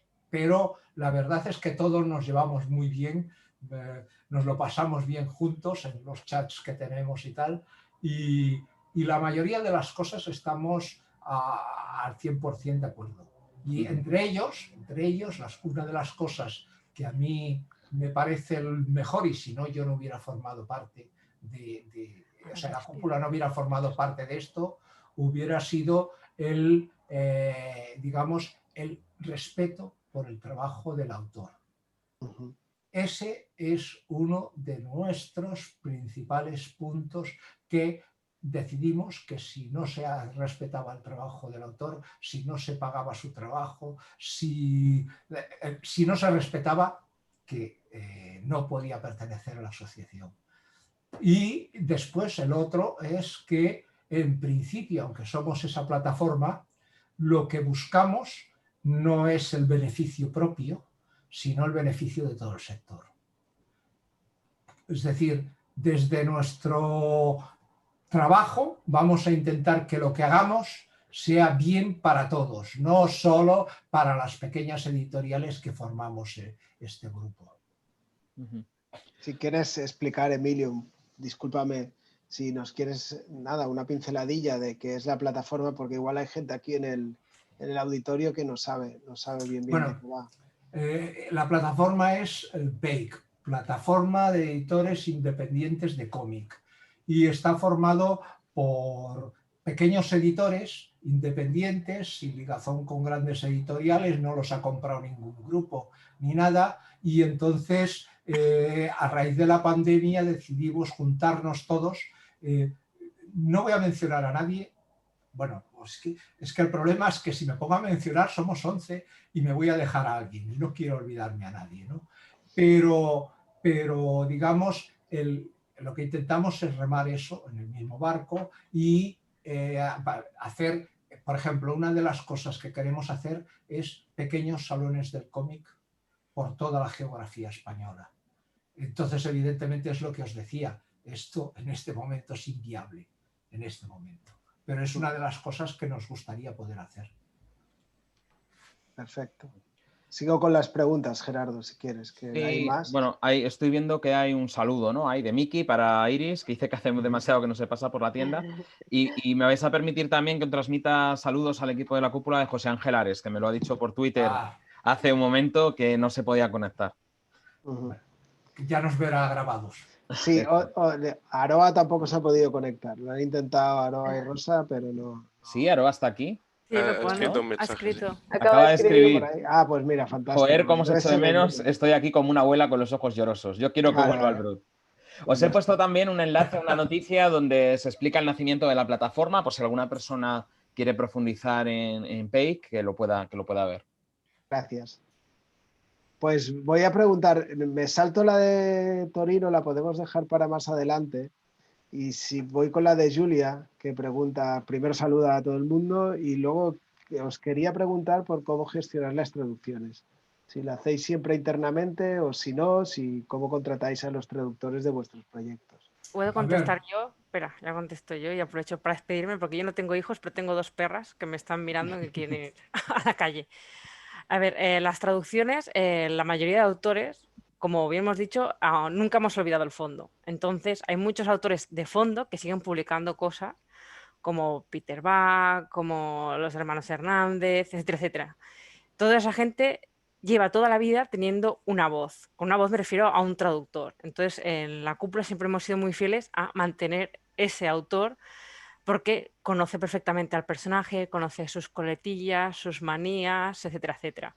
Entonces, si ahora le cambiáramos el traductor, por ejemplo, a Ralph Koenig, se notaría un montón. Los lectores notarían que no es el mismo. Entonces, la cúpula, dentro de cabe, tiene una cantera de traductores con los que lleva trabajando décadas y con los que sigue trabajando. Y como tenemos traductores de alemán, de inglés, de francés, de italiano, es raro que se busque traductores nuevos actualmente. Tendría que ser porque los traductores que tenemos, porque de inglés, por ejemplo, tenemos varios, que es lo que suele ser con el idioma que más trabajamos, que estuvieran todos ocupados porque, claro, al igual que ellos son pequeños, igual que nosotros, y al igual que ellos han sido fieles a nosotros, somos fieles a ellos de toda la vida. Entonces, rara vez trabajamos con gente nueva hoy en día. Entonces, bueno, pues quería decir eso. Y nada, y eso, que me tengo que ir y que ha sido un placer estar con vosotros. Muchas gracias. Muchas Nada, gracias, que Iris. siga Un bien la placer. charla. Un abrazo. Hasta luego. También, en cuanto a lo de las traducciones, bueno, deciros que, claro, recibimos muchísimas propuestas y muchísimos currículums de personas a los que vamos respondiendo en cuanto podemos porque somos muy poquitos, entonces encontramos los huevos que podemos para responder. Pero claro, pensad a todas las personas que nos escribís que, claro, si solo publicamos 2 títulos o 3 títulos al mes, igual hay un traductor de inglés que está traduciendo solo una única novela gráfica o cómic nuestro del inglés y otro del francés. Entonces, si le quitamos ya, si redistribuimos, digamos, ese material entre más traductores, le estamos quitando parte del sueldo a los poquitos que ya tenemos. Entonces, es difícil coger a nuevos. Bueno, Sara lo ha explicado perfectamente, o sea, es decir, hay una cierta fidelidad, por un lado, digamos, por la voz que decía Iris del autor, o sea, Ralph Koenig lo ha traducido, es traductor desde hace 25 años, a Peter Bach lo traduce Hernán Migoya, que además es amigo personal de él, o sea, fue a la boda de su hija y todo, porque además cuando tiene una duda puede consultarlo. Bueno, en fin, quiero decir que no se hace nada por hacerlo. Lo mismo que buscamos el rotulado que sea el mismo o imitamos el rotulado del autor, también intentamos que en la parte de la traducción sea lo más fiel posible y el que tenga asignado el mejor traductor o traductora que pueda, digamos.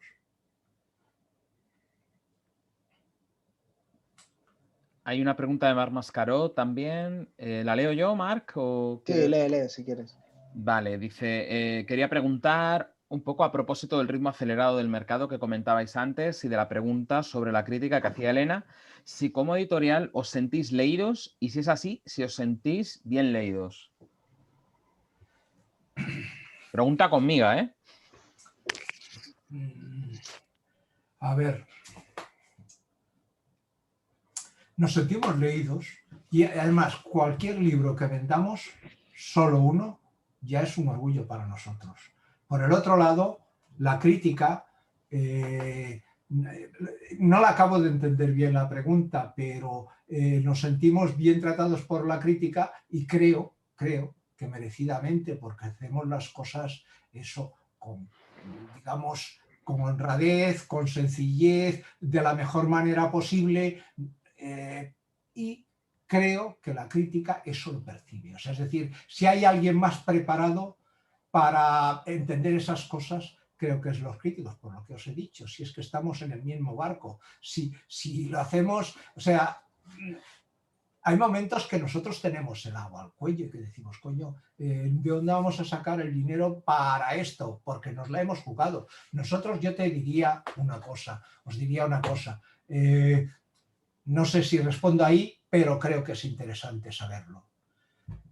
Probablemente de los 20 y tantos títulos que publicamos al año, como 6 a 8 nos den pérdidas. Pero no nos importa. O sea, es decir, sí que nos importa, preferiríamos ganar dinero. Pero después os confieso también que algunos de esos libros son de autores que volvemos a publicar sabiendo lo que hay. Pero son buenos libros. Son buenos libros. Ajustaremos la tirada. Pero esos libros merecen ver la luz.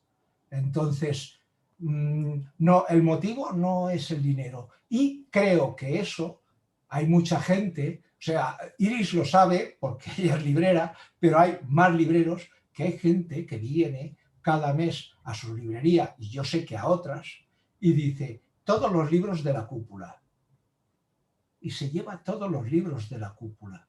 Entonces, pues, y tú de alguna manera lo has insinuado antes, Gerardo, ¿no? De que hay gente que son muy fieles. Pues es que simplemente porque lo editemos nosotros ya merecen su atención. Pues para nosotros esto nos llena de orgullo y nos sentimos bien leídos. Preferiríamos que nos leyeran más. Creemos que por ahí hay más gente que si tuviera el espacio para descubrirnos, creo que también disfrutaría de la lectura, de que podría haber otras cosas que no está viendo. Y lo mismo que digo de nosotros, lo digo de otros pequeños editores, que no somos los únicos. Y en cuanto a los lectores, yo por ejemplo hoy me ha hecho muchísima ilusión un tuit de Álvaro Ortiz que ha leído el último libro de Gabriel Bell, que lo sacamos hace nada, y nada, ha releído el anterior. Entonces, no sé, estas pequeñas cosas que hacen muchísima ilusión, de repente de un lector, autor, no sé, estas palabras de lo acaba de comprar, se acaba de salir, lo acaba de comprar, lo ha leído y se ha releído el anterior. O toda la gente que a través de las redes sociales nos escribe, nos manda fotos. Yo intento publicarlas todas, hay veces que no me da tiempo ni a ver los stories que son tan efímeros, que escribo incluso al día siguiente de lo siento, no me ha dado tiempo de publicarlo, pero muchísimas gracias, ¿no? Y es diario lo que recibimos. Entonces, pues obviamente que hay libros que les gustan más a unos y a otros y eso es un tema personal, ¿no? De gusto, pero recibimos muchísimo apoyo de lectores y muchísimo feedback y la verdad es que nos encanta verlo día a día. Ese libro, por cierto, de Gabriel Bell, permitidme que lo recomiende mucho, Todo es inflamable, que está muy, muy bien. Yo Roger, también lo recomiendo, ¿eh? Roger, ¿ibas a comentar? Simplemente eso, que es un poco relativo lo de... O sea, como editorial sí, nos sentimos leídos y bien leídos, pero eso, que quieras o no, tenemos un target, ¿no? Y tenemos nuestros fans y nuestros haters y recibimos de ahí, ¿sabes? Y como decía Emilio, no nada tiene que ver con las ventas, ¿no? Pueden haber cómics que tengan millones de ventas y la editorial no se va a sentir, a lo mejor no se va a sentir leída, ¿sabes? En ese aspecto. Nosotros desde el nuestro, mi impresión, opinión personal es que estamos muy bien leídos y que tenemos los fans, llámale fans, llámale lectores, eso, son fieles y les gusta. ¿Creéis que hay una correlación, o bueno, mejor dicho, la pregunta bien formulada sería ¿qué relación hay entre buenas críticas de un libro y buenas ventas? ¿Suele coincidir o no tiene por qué? No, no tiene por qué. No tiene por qué coincidir. A veces sí, pero no es lo normal. O sea, nosotros tenemos libros con unas críticas estupendas, maravillosas y que han tenido unas ventas que prefiero no mencionar. Todo lo que hemos hablado hasta ahora es el hueco y el tiempo que tienen. Pues es un libro buenísimo, pero que, bueno, sabe mal, pero se llena de polvo. No sé, no hay ninguna pregunta más. Bueno, si Nos queda la de Torino. Cierto. Torino. Bueno, antes yo creo que la de las novedades la podríamos dejar para el final. A mí me gustaría preguntar concretamente a Roger, porque tengo mucha curiosidad por cómo es tu trabajo, ¿no? En el día a día. ¿Cómo se gestiona ese monstruo que es el fondo editorial de una editorial que cumplió 40 años el año pasado, ¿verdad? Si no recuerdo mal, en 2019. Sí. Claro, eso es inabarcable. Claro, y también en mi caso, yo cuando entré, eso lo que es este tema lo llevaba Jaume, que falleció hace un par de años o así. Y claro, me encontré pues eso, aparte actualizamos un poco el programa de gestión de stock y todo eso. Y es lo que dices, tirarte 40 años atrás, ver pues cuánto se editó, cuánto se repartió, hacer todos los cálculos que todo estuviera en orden. Un caos, o sea, un caos, un cacao mental que tuve durante un tiempo heavy. Pero bueno, ahora ya estamos viento en popa.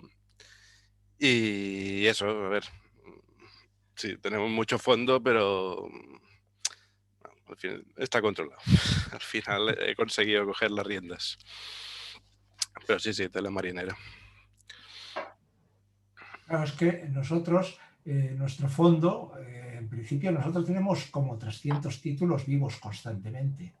Entonces, eso es difícil de gestionar, pero fíjate que también habla mucho de la editorial, porque la mayoría de las editoriales, un libro que no vende, o sea, para nosotros un libro, es que a mí me gusta explicar las cosas porque la gente se hace unas ideas, unas composiciones, se piensan que porque llevamos 40 años existiendo, que debemos de estar en un edificio y que debemos de llegar a trabajar con una limusina, etcétera, etcétera, que no, que llevamos 40 años haciendo lo que nos da la gana, pero de pasta no hay, ¿no?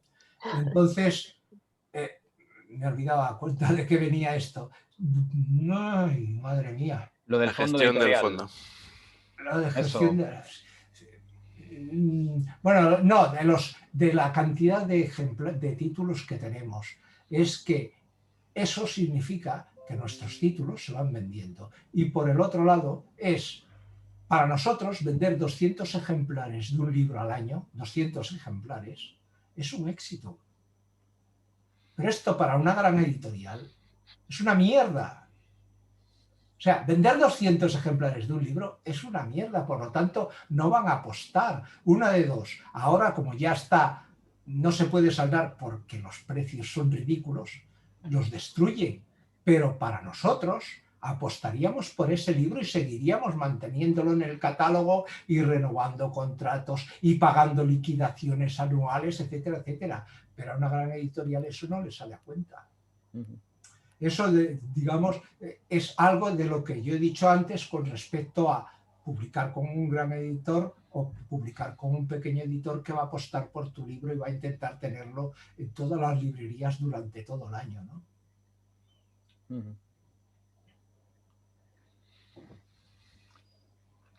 No hay más preguntas de momento. No sé si alguien quiere intervenir. También, simplemente si lo pide, le abrimos micro, ¿eh? No hay problema. Marc, no sé si quieres tú comentar alguna cosa o hacer alguna pregunta más. No, nada. Y mira, tú antes has hablado de una de las novedades de este mes. Yo quiero hablar de la otra, que es de un autor que supongo que no tiene mucho recorrido a nivel de ventas, pero que sin embargo la cúpula sigue apostando por él, que es por Noah Van Sciver, del cual han sacado este mes el segundo de Fante Bukowski, que nada más puedo que recomendarlo, igual que el Saint Cole y el primer volumen. Y es esas apuestas pequeñas pero insistentes, porque sé que es un autor que creéis, porque yo también creo en él.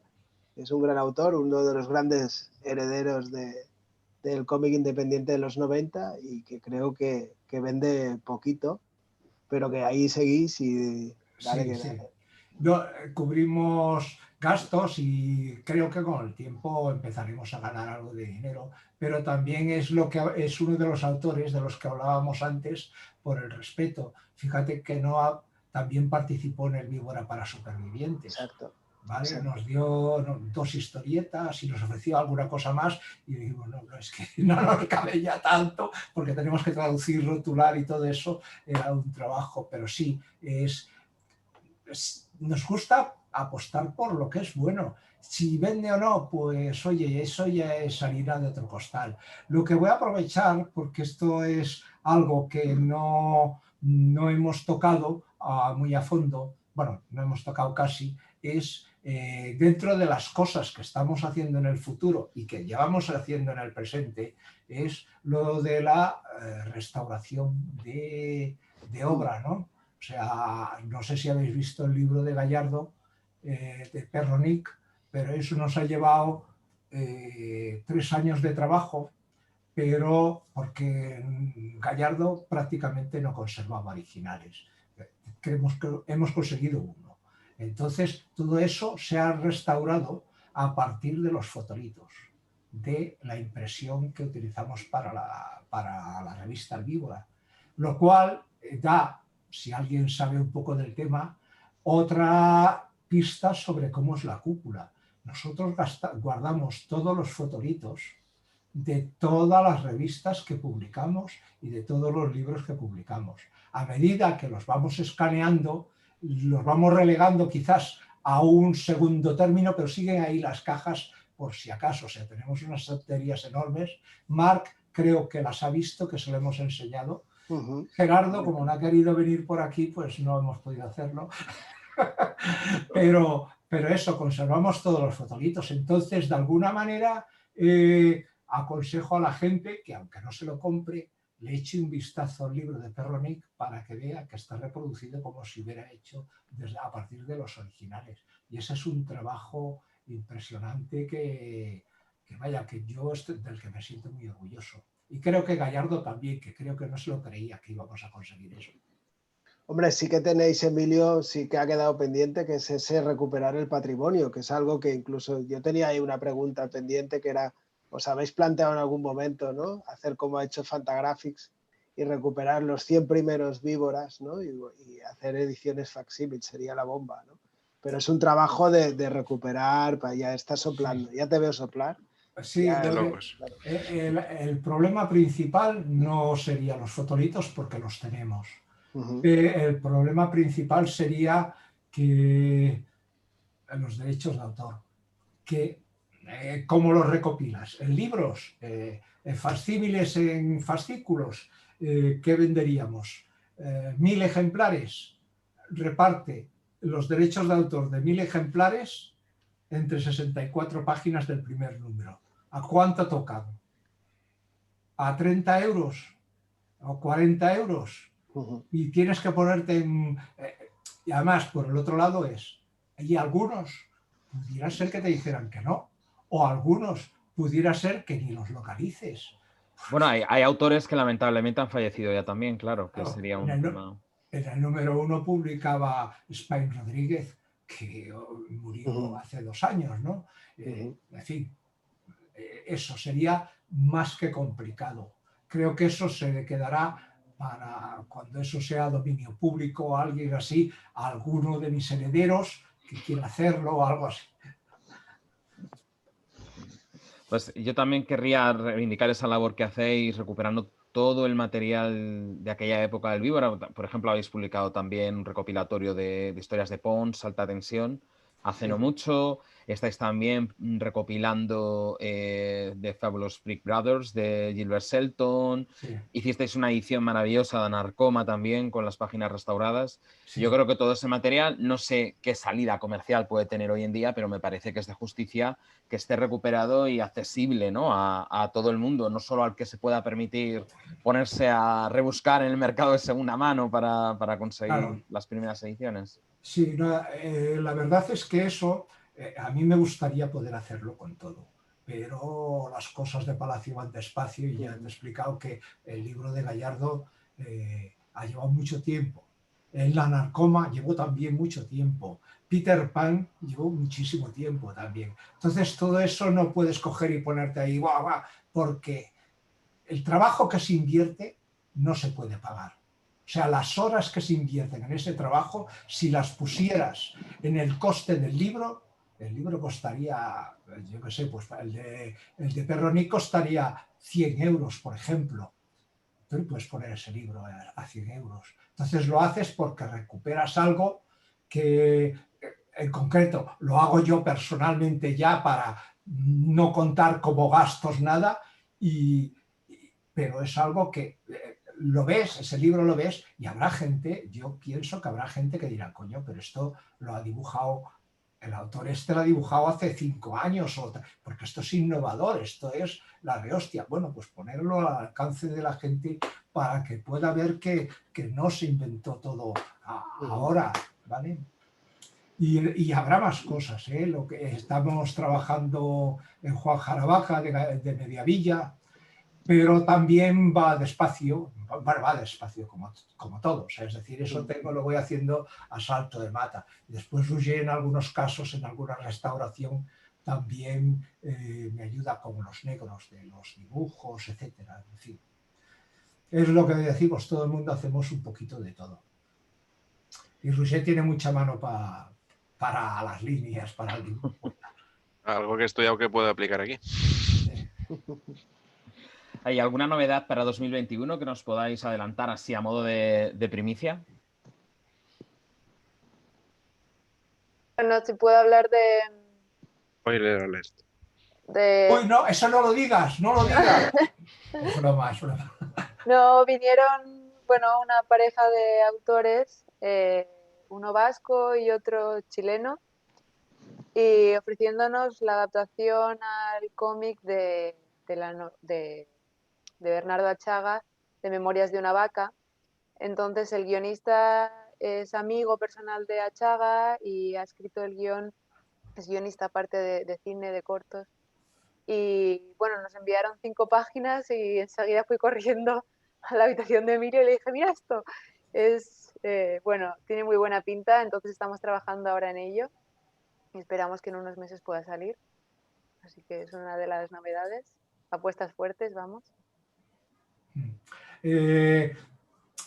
Como esto no será una sorpresa, pero hay un libro de Anne Simón en Capillas y después hay otro que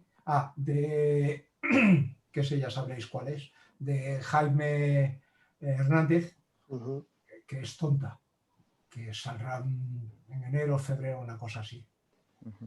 ¿Es parte de la saga de Locas o es un libro aparte? En parte sí, pero en parte no. O sea, es uno de los personajes que de vez en cuando salen Locas, pero es un poco colateral, no sé si Jaime, el día en que lo recopile, lo incluirá en la saga Locas o será periférico. Ya te digo, salen personajes de Locas. Bueno. Pues muchas gracias por estas primicias que nos habéis dado. No sé si alguien más se anima a formular alguna última pregunta y si no, Marc, podemos proceder al sorteo que tenemos que hacer, que ahora os explicamos. Sí, Sí, sí, antes de que acaben las 2 horas. Tenemos Sí. aquí en exclusiva, que formaba parte de la campaña de crowdfunding, la última camiseta de Entre Cómics. Y como solo era una y nos parecía muy loco ofrecer una recompensa por una sola camiseta, decidimos sortearla, ¿no, Gerardo? Eso es, sí. Entre la gente que participó en el crowdfunding. Eso es. Entre toda la gente que participó vamos a sortear la camiseta. Pensamos hacerlo en un primer momento con una de estas webs que hay, ¿no? Que le metes los números y aleatoriamente te dice uno, pero nos parecía más bonito aprovechar esta charla que también de alguna manera sirve de colofón a todo este proyecto loco, ¿no? de recuperación de la web, que por cierto en breve la vais a poder disfrutar ya. Y nos parecía, os decía, más interesante, más divertido pedir a una persona de la cúpula que nos diga un número para ver quién se lleva esa camiseta. No sé quién de vosotros quiere hacerlo, ¿le apetece? Mucha responsabilidad, ¿eh? Hombre. Pues mira, Roger por hablar. ¿No? No, ¿de qué número a qué número? Venga. Pues Del 1 al 108. Gerardo. Del 1 al 108, ok.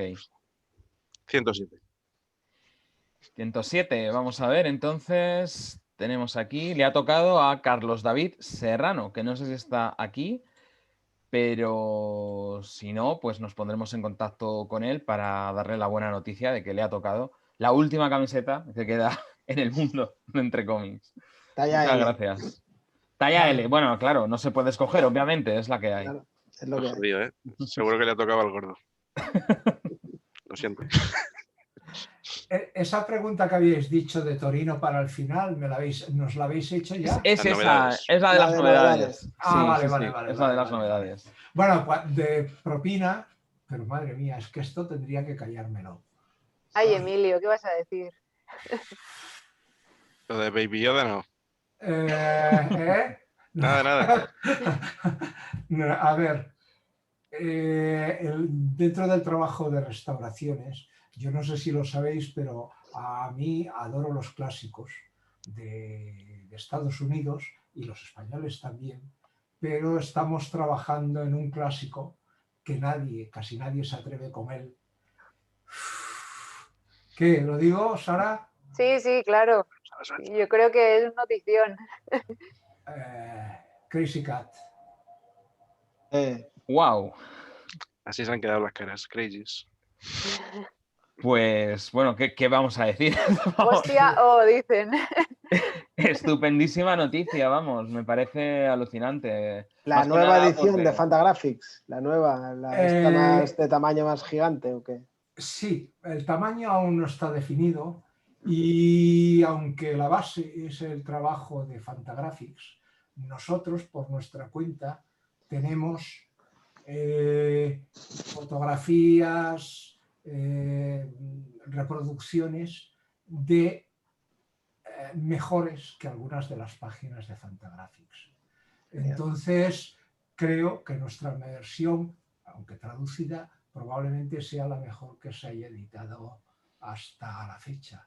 Lo mismo que pasó con los Freak Brothers, que yo desafío a alguien que me enseñe una edición mejor que la nuestra, porque nos llevó años por algún motivo, ¿no?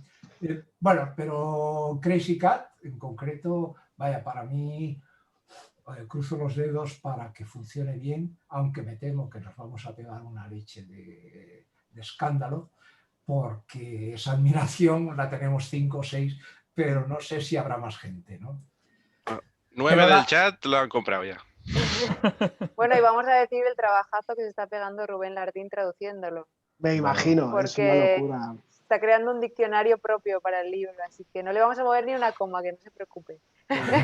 Yo lo único que puedo decir es que no se me podría ocurrir una persona mejor para traducir Crazy Cat. Si hay alguien que lo puede hacer acercándose, aunque sea un poco a la prosa original, es Rubén. Y el rotulado también será otro capítulo, ¿eh? El rotulado es Iris. Iris. Por lo tanto, el rotulado sería como si hubiera resucitado Herriman y lo hubiera rotulado en español. Que tenemos un chamán en nómina también resucitando el víbora. Y... Con esto los que, yo qué sé, me he quedado patidifuso. Yo creo que hay que terminar aquí simplemente para acabar en lo más alto. Y daros las gracias otra vez por la primicia y sobre todo por estar aquí con nosotros compartiendo vuestro trabajo y vuestra pasión por los cómics, tanto Emilio como Roger, como Sara, como Iris y Natalia, que se han tenido que ir antes. Muchísimas gracias. Muchas A gracias. vosotros, A por vosotros. estar aquí. Ha sido un Gracias. placer. Y también, por supuesto, gracias a todas las personas que habéis estado aquí. Muchísimas gracias por asistir. Y nada, supongo que la charla la colgaremos en unos días, ¿no? Pues si nadie tiene inconveniente de los que habéis participado, para que todo el mundo la pueda disfrutar, aunque no haya podido asistir hoy. Y nada más. Muchas gracias. Marc, no sé si quieres añadir algo. No. Gracias, buena nit. Buenas noches. Adiós. Buenas noches. Hasta luego. Buenas Chao. noches. Adiós, Aprovechen. buenas noches.